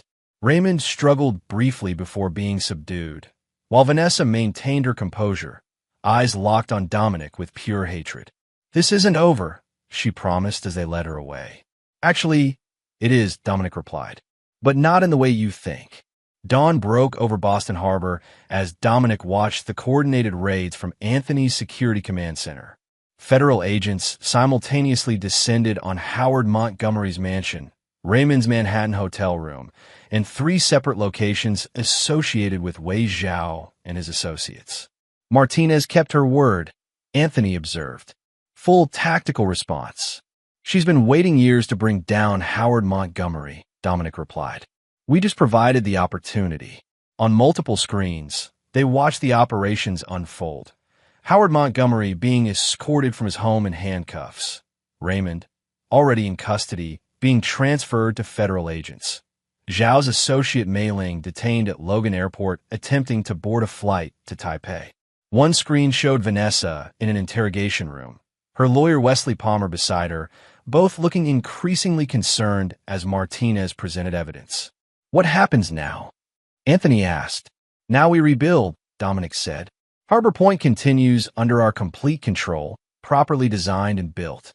The federal authorities get their espionage case. Martinez gets her revenge on Howard Montgomery, and we get our company back, stronger and uncompromised. And the Montgomerys? Dominic's expression hardened. They gambled and lost. Howard will likely negotiate a deal to avoid prison at his age, but his reputation and fortune are destroyed. Raymond faces serious federal charges with evidence too substantial to overcome. And Vanessa, he paused, a flicker of emotion crossing his face before disappearing. Vanessa made her choice. Anthony studied his oldest friend closely. You loved her once. I loved who I thought she was, Dominic corrected. But that person never existed. His phone buzzed with a message from Natalia. Final phase complete. All accounts secured. Assets frozen as requested. With a satisfied nod, Dominic sent a single-word reply. Proceed. The Montgomery dynasty had ruled Boston's elite circles for generations. By sunset, it would exist only in memory. Chapter 6. House of Cards. Howard Montgomery's voice rasped with fury, echoing through the Federal Detention Center's visitation room. You betrayed your family. Across the table, Vanessa maintained her composure despite 3 days in custody. I did what was necessary to salvage what we could.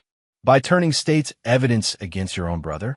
Howard's hand trembled as he pointed an accusatory finger. Raymond faces 20 years because of your testimony. Raymond faces 20 years because he conspired with foreign agents, Vanessa corrected coldly. I simply leveraged his mistakes to secure my own future. Exactly as you taught us. Howard's face flushed darker. I taught you family loyalty above all else. And where did that loyalty get us? Raymond in maximum security, you under house arrest, our assets frozen, and the Montgomery name dragged through the mud. Vanessa leaned forward. Dominic outplayed us, father. The only rational response is to salvage what we can. By helping them destroy your brother? By ensuring one member of this family emerges intact. Vanessa's eyes hardened. My immunity deal protects the offshore accounts you established in my name. Accounts Dominic never discovered. Once the dust settles, we'll have resources to rebuild. Howard studied his daughter with new assessment, a hint of reluctant pride mingling with his anger. You've become more calculating than I expected. I learned from the best. Vanessa glanced at the clock. My lawyer has arranged a meeting with the prosecutors to finalize my statement. I need your authorization to access the contingency files. The Cayman documentation? Those are for true emergencies. What do you call this? Vanessa gestured to their surroundings. With those papers, I can secure at least $30 million beyond the government's reach. Without them, we lose everything. After a long moment, Howard nodded resignedly. The authorization code is in the family Bible, Book of Revelations, naturally, the numbers corresponding to the marked verses. Thank you, Father. Vanessa stood to leave. I'll make sure your sacrifice means something. As she left, Howard called after her. What about Dominic? What does your deal mean for him? Vanessa paused at the door, her expression unreadable. Dominic believes he's won. Let him enjoy it while he can. Across town, Dominic sat in the offices of Baldwin & Chun, one of Boston's most prestigious law firms. Eleanor Chun, managing partner and longtime legal advisor to Russo Developments, reviewed the documents before her with practiced efficiency. The government seizure of Montgomery assets works in our favor, she noted. With Howard's properties frozen pending investigation, your claim on the Harbor Point project stands unchallenged. And the divorce proceedings? Dominic asked. Given Vanessa's current legal situation and the evidence of infidelity, the prenuptial agreement will be enforced in full. She'll receive the minimum statutory amount, nothing more. Eleanor removed her glasses. Though I understand she's negotiating an immunity deal. Let her. Everything she knows is already in the open. Eleanor studied her client carefully. Dominic, while I admire your strategic brilliance, I feel obligated to ask, are you certain you want to proceed with the final phase? The Montgomerys are effectively destroyed. Some might consider this excessive. The Montgomerys try to take everything from me, Dominic replied evenly. Not just my business, but my reputation, my freedom, possibly even my life.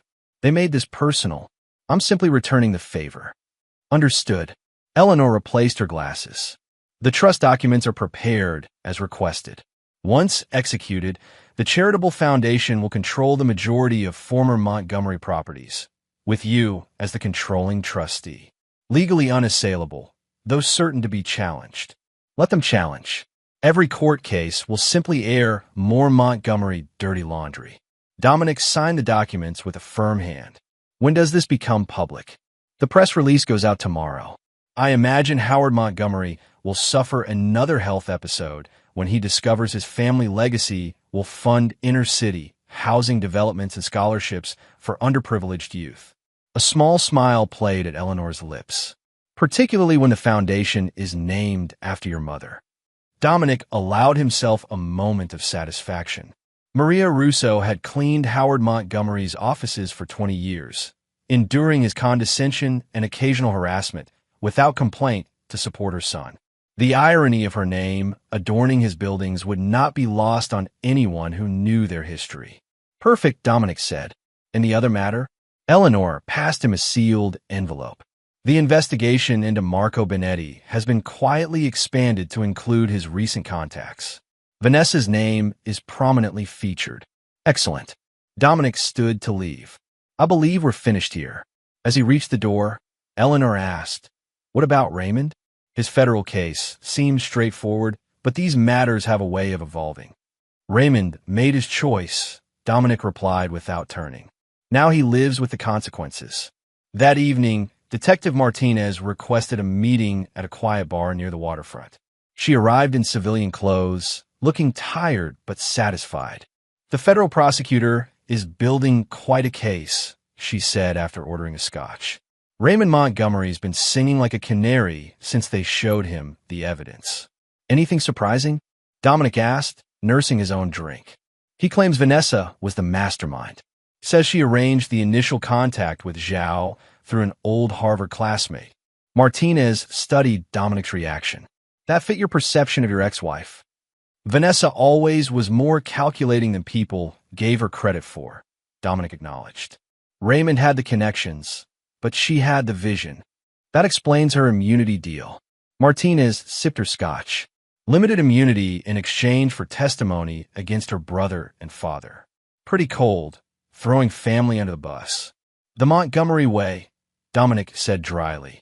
Though I'm surprised the prosecutors agreed, given her involvement. They might reconsider when they see this. Martinez slid a folder across the table. Found during the search of her personal effects. Detailed instructions for Benetti, including your daily routines, security weaknesses, and preferred payment methods for permanent removal. Dominic reviewed the documents with outward calm, though cold fury built inside him.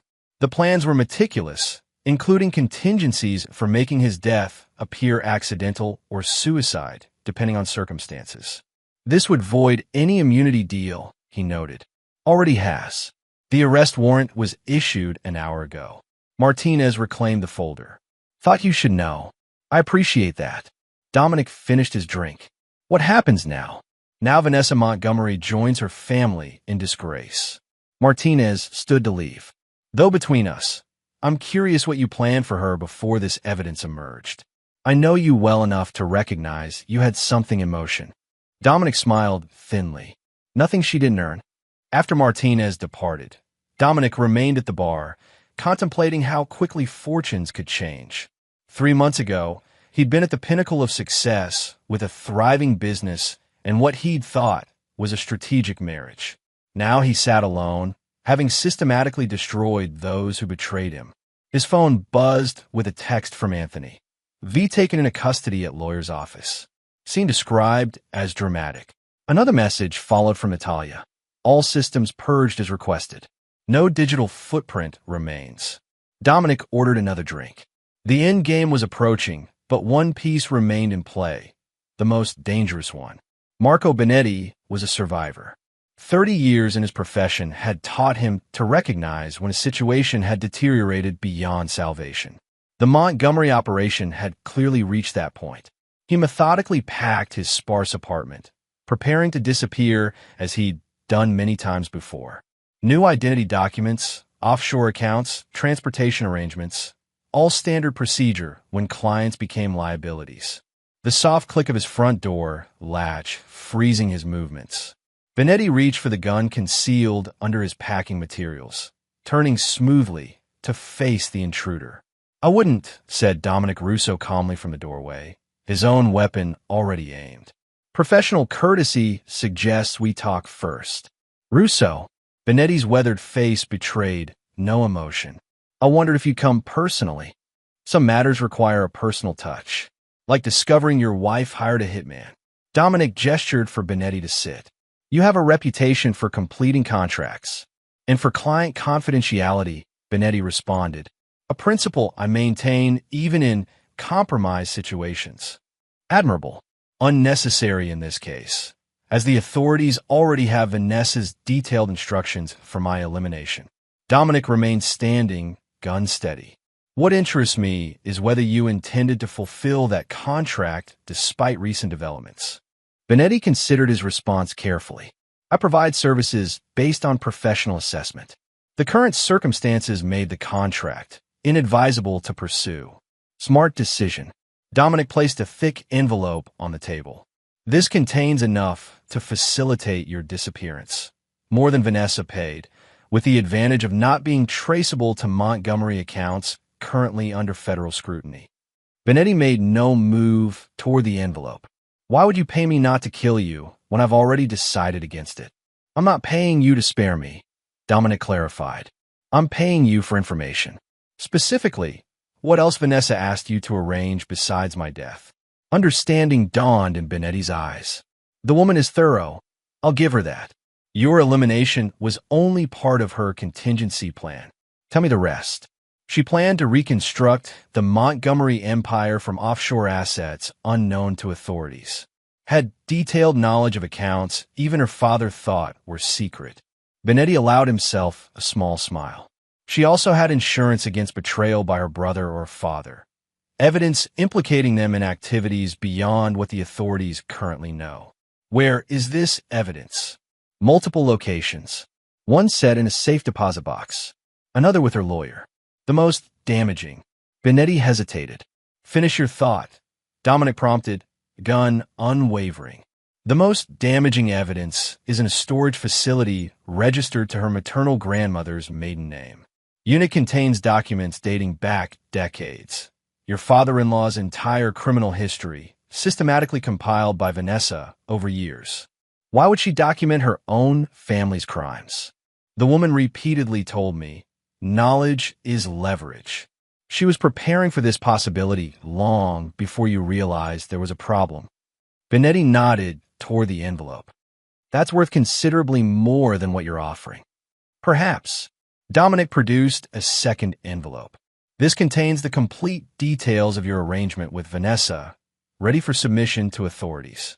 Your choice: take my payment and disappear permanently, or test whether your professional reputation will protect you from federal prosecution for conspiracy to commit murder." Benetti's expression remained impassive, but his eyes conveyed his decision before he spoke. "The storage facility is in Framingham, under the name Margaret Whitaker. Unit 227. Electronic key in Vanessa's personal effects, likely confiscated during her arrest." Dominic placed both envelopes on the table. "Our business is concluded. I suggest European destinations over South American ones, given your particular skill set." As Dominic turned to leave, Benetti called after him, "She underestimated you." "Fatally." "Everyone does," Dominic replied without looking back. "It's my only reliable advantage." Chapter 7. Phoenix Principle. Rain lashed against the windows of Dominic's penthouse as he reviewed the contents of Vanessa's secret storage unit. Detective Martinez had obtained a warrant based on Benetti's information, uncovering a meticulous archive of Montgomery family secrets spanning 3 generations. "She's been collecting evidence since college," Martinez marveled, spreading photos across Dominic's dining table. Bank records, correspondence, photographs, recorded conversations. It's a prosecutor's dream and the Montgomery family's worst nightmare. Vanessa always took extraordinary notes, Dominic remarked, examining a ledger detailing Howard Montgomery's property acquisitions through the 1990s.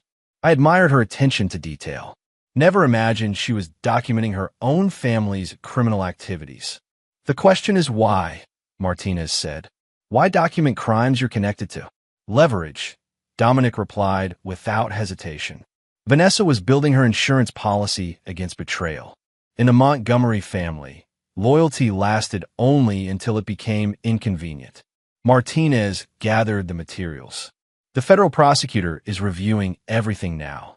This significantly strengthens the cases against Howard and Raymond. As for Vanessa, she shook her head. Her immunity deal is completely voided.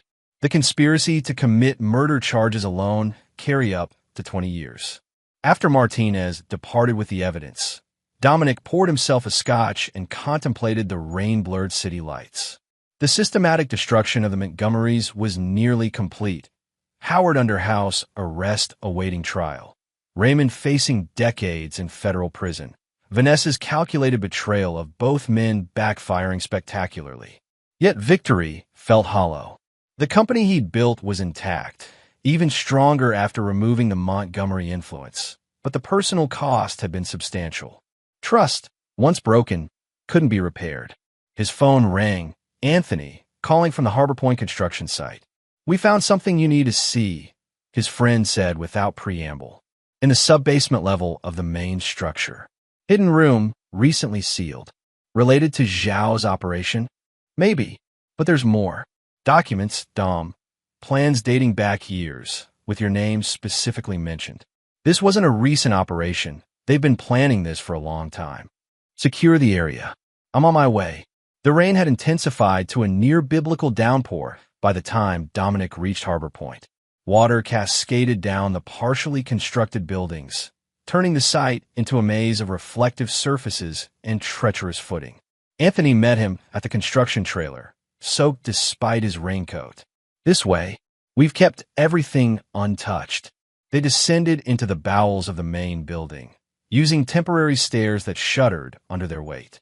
The hidden room had been concealed behind prefabricated concrete panels, discoverable only during the detailed inspection Dominic had ordered after reclaiming the project. Inside, battery-powered lights revealed a space roughly 15 feet square, its walls covered with documents, photographs, and maps. At the center stood a table containing architectural plans for Harbor Point, but with significant modifications from the approved design. "It's like a command center," Anthony observed. "Or a war room." Dominic studied the wall nearest the door, where a timeline had been meticulously constructed. It began 5 years earlier, notably 2 years before he'd married Vanessa, and culminated with project completion scheduled for next month. "This wasn't opportunistic," Dominic murmured. "This was the plan from the beginning. Look at this." Anthony pointed to a collection of surveillance photos, Dominic meeting with federal officials, entering government buildings, shaking hands with law enforcement personnel. Each was labeled with dates and locations. They knew about my cooperation with the authorities, Dominic realized. They were documenting it as leverage. "There's more." Anthony indicated another section where blueprints of Dominic's properties were displayed, including his home, office, and even his father's auto shop. Each featured markings indicating security systems, daily routines, and potential vulnerabilities. "They weren't just planning to remove me from the business," Dominic said, cold realization washing over him. "They were planning to eliminate me completely if necessary." Further investigation revealed folders containing detailed profiles of everyone in Dominic's inner circle. Anthony, Natalia, Eleanor Chun, even Detective Martinez. Each profile included weaknesses to exploit, pressure points to leverage.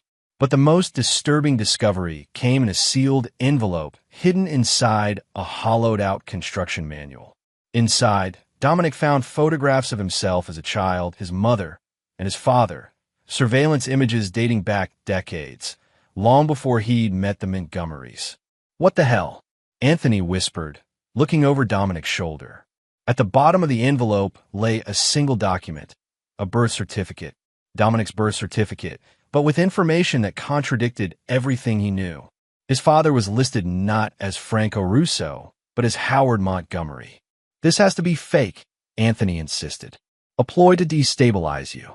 Dominic stared at the document, memories rearranging themselves like puzzle pieces, finding new configurations. His mother's mysterious benefactor, who had paid for his education. Howard Montgomery's unexpected approval of his marriage to Vanessa, despite his background. The old man's peculiar interest in his development strategies. We need to verify this, Dominic said finally, carefully returning the document to its envelope. Discreetly, as they prepared to leave, a low rumbling sound penetrated the concrete around them. The building shuddered, dust raining from the ceiling. What was that? Anthony asked, tensing. Before Dominic could respond, a series of explosions rocked the structure. The temporary lighting flickered and died, plunging them into darkness broken only by emergency exit signs. The supports, Dominic shouted over the growing roar. The building's coming down. They scrambled toward the exit, dodging falling debris as the structure groaned around them. The temporary stairs had partially collapsed, forcing them to jump the final section to reach the ground floor. Outside, chaos reigned. Despite the storm, flames leapt from strategic points around the construction site. Secondary explosions indicated carefully placed charges. This was no accident. Perimeter breach in sectors 2 and 5, shouted one of Anthony's security team through the radio. Armed intruders on site. Dominic and Anthony took cover behind a concrete barrier as gunfire erupted from the direction of the harbor. Through the curtain of rain, shadowy figures moved with military precision toward the main building. Zhao's people, Dominic guessed, cleaning up loose ends. They're boxing us in, Anthony observed grimly, drawing his weapon. We need to move before they complete the encirclement. A bullet pinged off the barrier inches from Dominic's head. He pulled out his own gun, checking the ammunition. Like old times, Ant.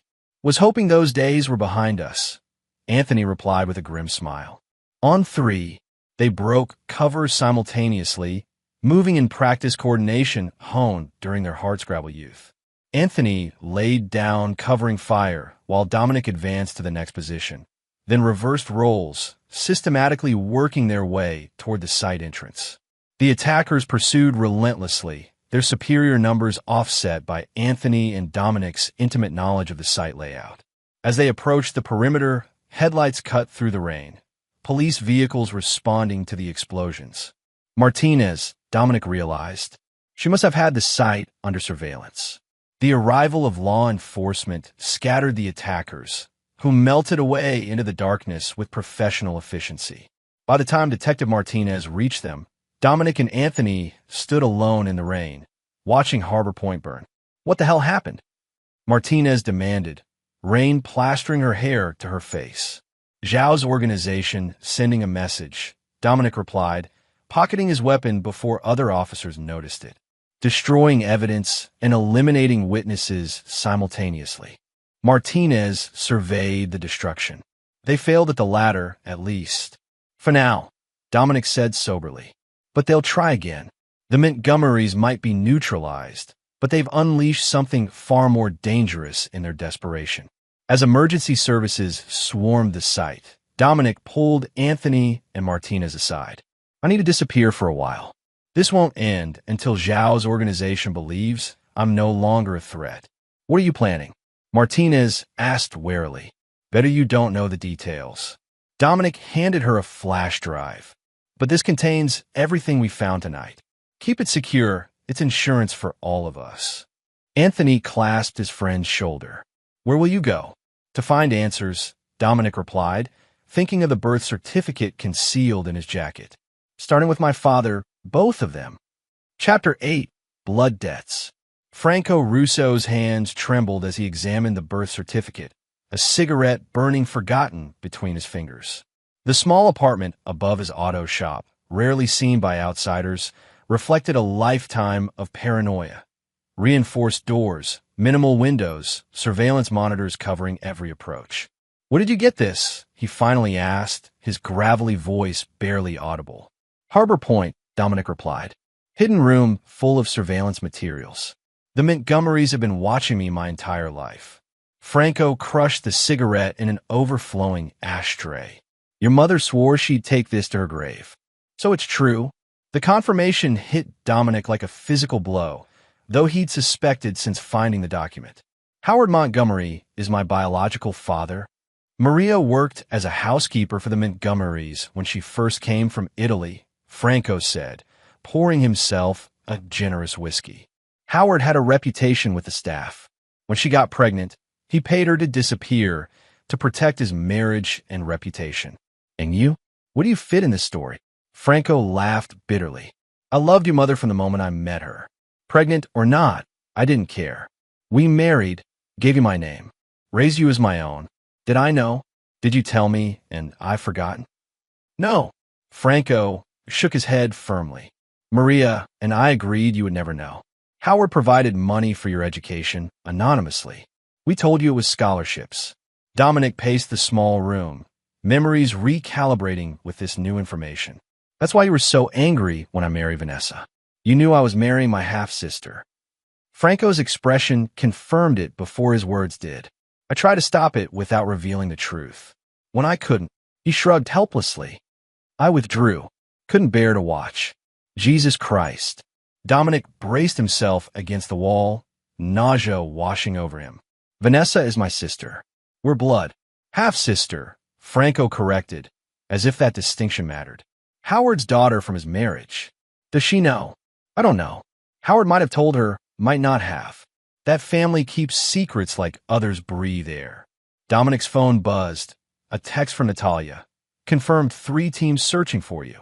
1 at your penthouse, 1 in office, 1 circling your father's neighborhood. Move quickly. I need to go, Dominic said, showing Franco the message. They're closing in. Franco moved to a painting on the wall, swinging it aside to reveal a small safe. He retrieved a thick envelope and a set of keys. Emergency fund. Untraceable. And a property upstate nobody knows about. Not even your mother knew I had it. Come with me, Dominic urged. They'll check here eventually. Franco shook his head. My running days are over, son. Besides, I need to handle some things here, make some calls. People who owe me favors might help slow down whoever's hunting you.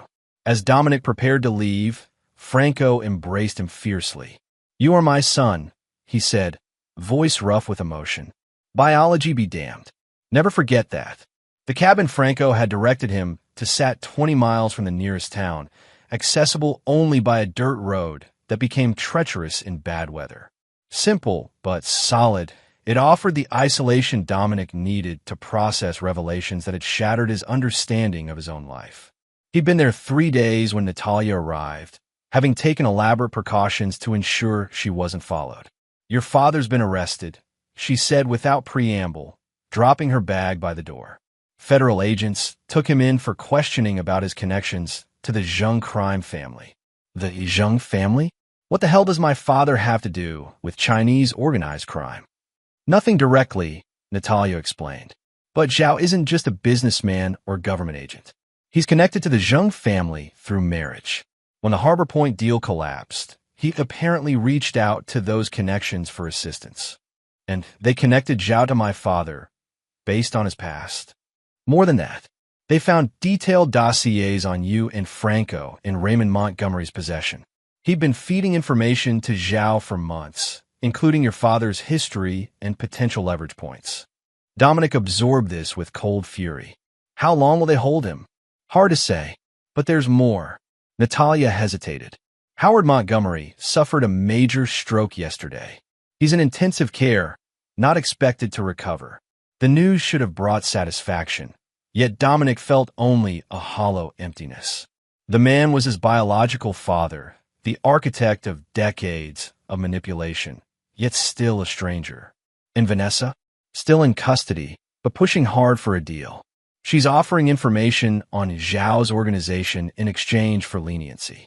Natalia studied him carefully. There are rumors she's claiming coercion, saying Raymond forced her participation through threats and manipulation. And people believe that. Some do. She's very convincing. Natalia's expression softened slightly. Dom, there's something else you should know. Medical records were among the files we recovered from Harbor Point, including genetic profiles of the Montgomery family. Let me guess. Confirmation that Howard is my biological father? Yes, but also... Natalia hesitated. Vanessa isn't Howard's biological daughter. She was born during a period when her mother had separated from Howard. Different father entirely. The revelation struck Dominic like a thunderbolt. We're not related by blood. No, but Raymond is your half-brother. And based on the records, he's known about your parentage for years. Possibly used it to manipulate Howard into accepting your marriage to Vanessa. Dominic laughed, a harsh, bitter sound. So I've been destroying my own family. They betrayed you first, Natalia reminded him. And they knew the truth while you didn't. Before Dominic could respond, his secure phone rang. Anthony, using their emergency protocol. They've taken Eleanor Chun, Anthony reported tersely. 3 men, professional extraction team. Her secretary was injured trying to intervene. Zhao's people, most likely. They left a message for you. Anthony's voice tightened. They want the evidence from Harbor Point in exchange for her safe return. All copies, plus your personal testimony that Zhao wasn't involved. When and where? Tomorrow night. Old fish processing plant at the South Harbor. They specified you come alone. After ending the call, Dominic turned to Natalia. I need to return to Boston. It's a trap, she said flatly. Of course it is. But Eleanor is involved because of me. I won't abandon her. What's your plan? Dominic moved to the cabin's small table where he'd spread maps and documents. First, we free my father. Then we end this, permanently. Detective Martinez looked exhausted when she met Dominic at an abandoned warehouse near the city limits. Her normal professional polish had given way to rumpled clothing and shadows under her eyes. This meeting never happened, she said by way of greeting. I'm risking my badge, even being here. I appreciate it, Dominic replied.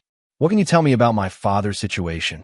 Franco Russo is being held as a material witness in an ongoing federal investigation into organized crime connections to the Harbor Point development.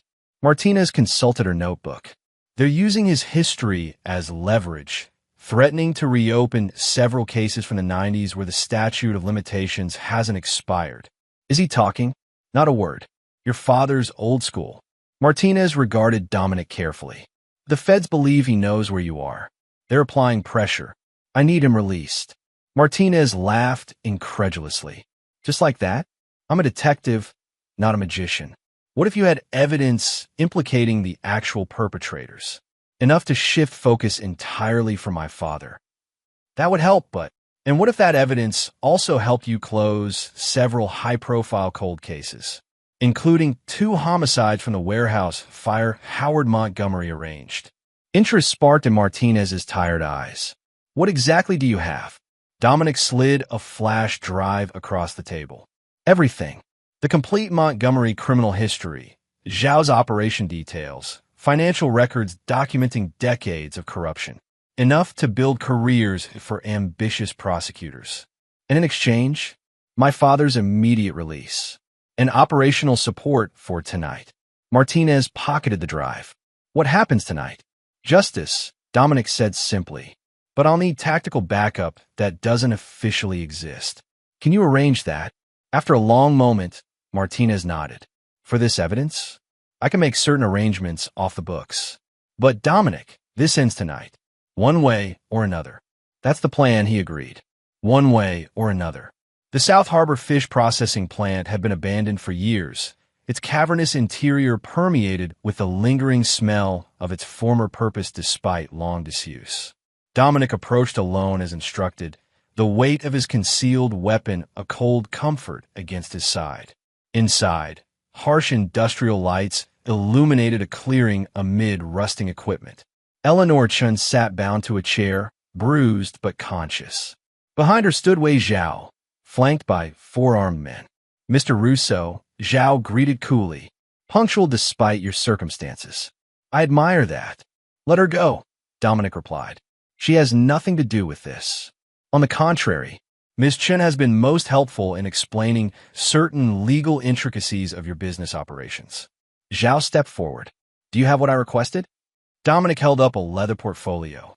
All evidence recovered from Harbor Point, including the original documents. No copies exist. A transparent lie, Zhao remarked. But acceptable for now. Slide it across the floor. Dominic complied, watching as one of Zhao's men retrieved the portfolio and handed it to his employer. Zhao examined the contents with clinical detachment. Impressive collection, he commented. Raymond Montgomery was more thorough than I gave him credit for. Raymond was a tool, Dominic said. Just like you were. Zhao looked up sharply. Explain yourself. Harbor Point was never about luxury condominiums or even an intelligence outpost. It was about creating a secure transit point for your organization's real business. Dominic gestured to their surroundings. Much like this facility was in its prime, the perfect cover for moving certain valuable commodities through busy ports. You seem well informed for someone who was blindsided by his own family. I adapt quickly, Dominic replied, and I recognize when I'm not seeing the full picture. The Montgomerys didn't approach you. Your organization approached them, probably years ago, looking for influential partners with flexible ethics. Zhao's slight smile confirmed the assessment. And now I'm offering a better partnership. Dominic met the other man's gaze steadily. The Montgomerys are finished. I control their assets, their connections, their influence, without their liabilities. An interesting proposal. Unfortunately, you've become a significant liability yourself. Zhao nodded to his men, who raised their weapons. Your elimination simplifies matters considerably.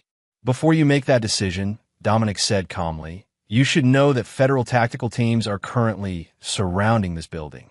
On my signal, or if anything happens to me, they move in. You're bluffing. Martinez, Dominic called out. Red laser sights immediately appeared on Zhao and his men, emanating from shadowed positions around the facility. Detective Martinez emerged from the darkness, accompanied by heavily armed officers in tactical gear. Federal agents. Drop your weapons. Zhao's men hesitated, looking to their employer for direction. With remarkable composure, Zhao slowly raised his hands. It seems negotiations have shifted, he observed, though I wonder what your law enforcement friends would think of your proposal to continue our arrangement. They heard exactly what I wanted them to hear, Dominic replied as Martinez's team secured the gunman. A confession to your criminal enterprise, recorded for posterity. As officers led Zhao away, Dominic moved to Eleanor, quickly freeing her restraints. Are you all right? I've been better, she said shakily.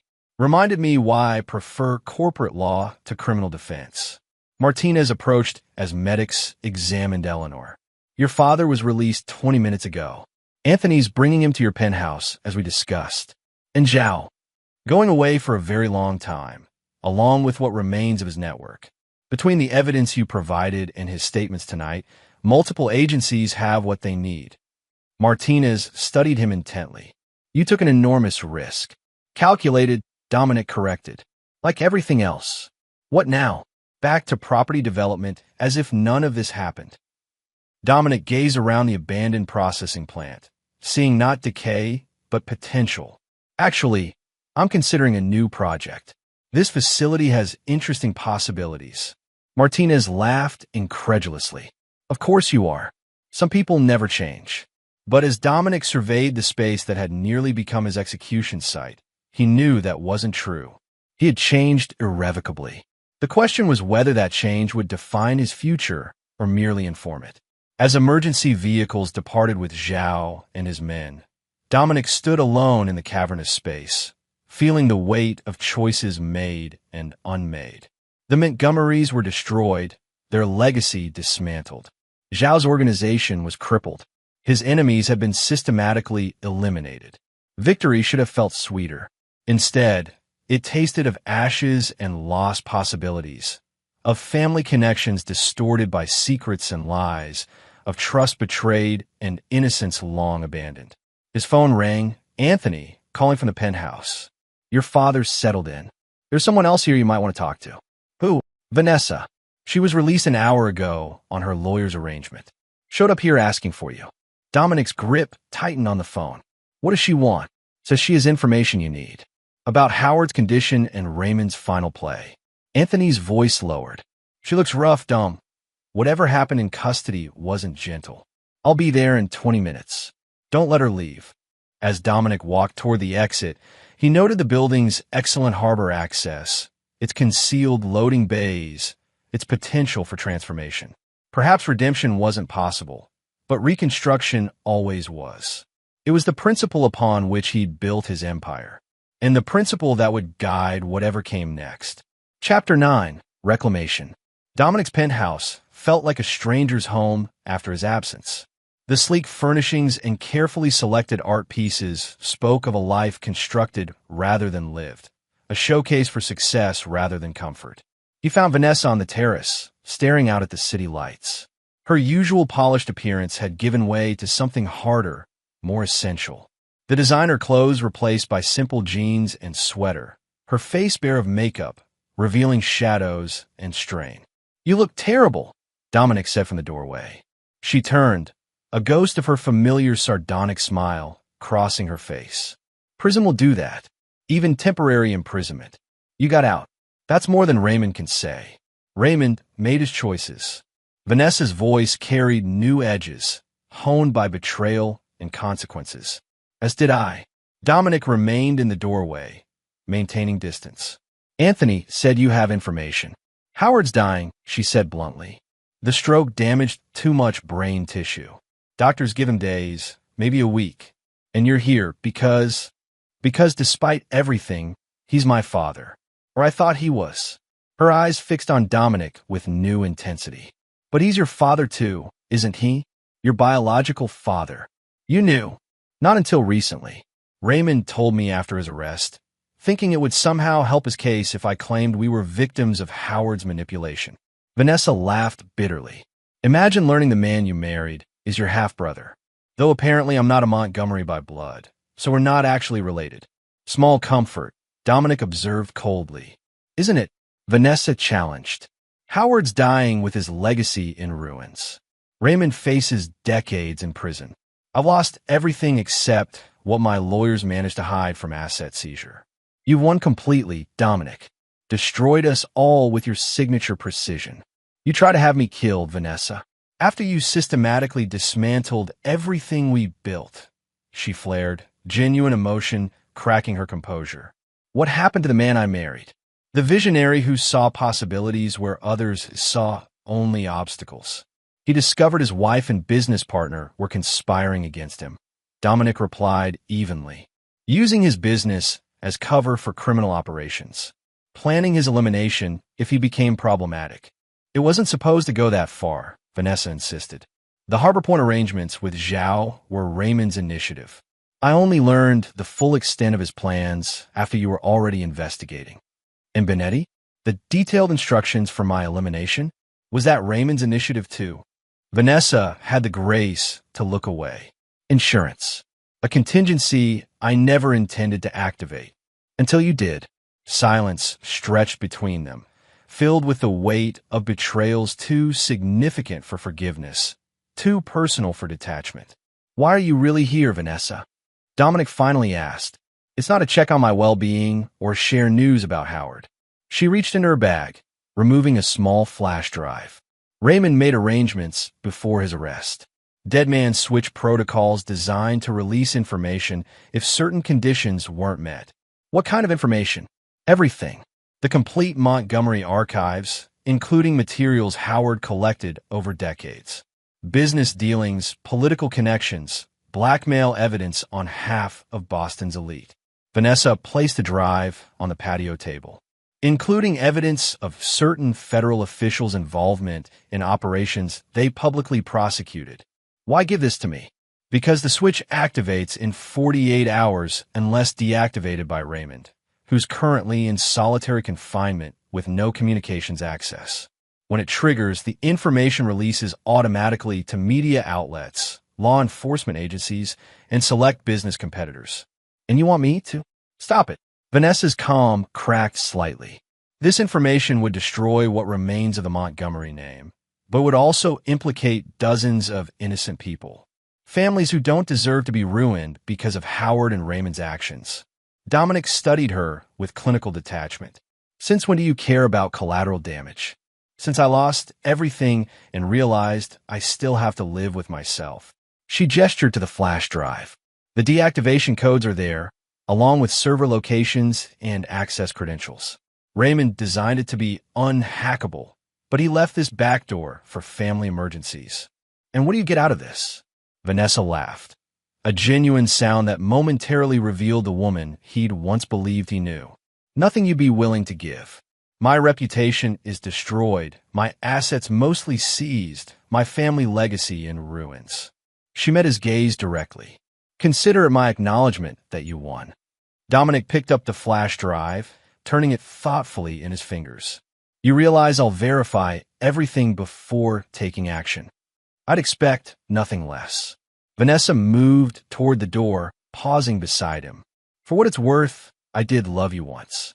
Before family obligations and ambition corrupted everything. It's worth very little, Dominic replied coldly. But noted, after she left, Dominic examined the flash drive, considering its potential as either salvation or trap. Within minutes, he'd contacted Natalia, arranging for comprehensive analysis before any action. His father, Franco, the only father who mattered, entered the terrace, moving slower than usual after his brief incarceration. She's gone, Franco asked, settling heavily into a chair. Yes. You believe her about this dead man's switch? Dominic shrugged. Raymond was always paranoid. It's consistent with his methods. We'll verify before acting. Franco studied his son's profile against the city lights. What happens after this? When all the Montgomerys are either dead or imprisoned. Life continues, Dominic replied. Business expands. Harbor Point gets rebuilt according to the original vision. And personally, you just go back to being alone in this glass fortress. The question struck deeper than Dominic expected. What's the alternative? Trust is a luxury I can no longer afford. There's a difference between caution and isolation, Franco observed. Your mother understood that. Even after everything Howard did, she still believed in connections. In family. The family she built with you, Dominic acknowledged. Not the one that betrayed me. The point stands. Revenge satisfies, but it doesn't sustain. Franco gestured to the penthouse around them. All this means nothing if you're just accumulating wealth and power to prove Howard Montgomery wrong about the janitor's son. The observation hit uncomfortably close to truth. Much of Dominic's drive had always been proving himself against Howard's initial dismissal, against the social barriers his background created. Now, knowing Howard was his biological father added layers of complexity to motivations he'd thought he understood.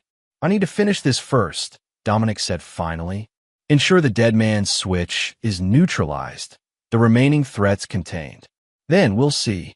3 days later, Dominic stood in an opulent hospital room, watching Howard Montgomery's labored breathing.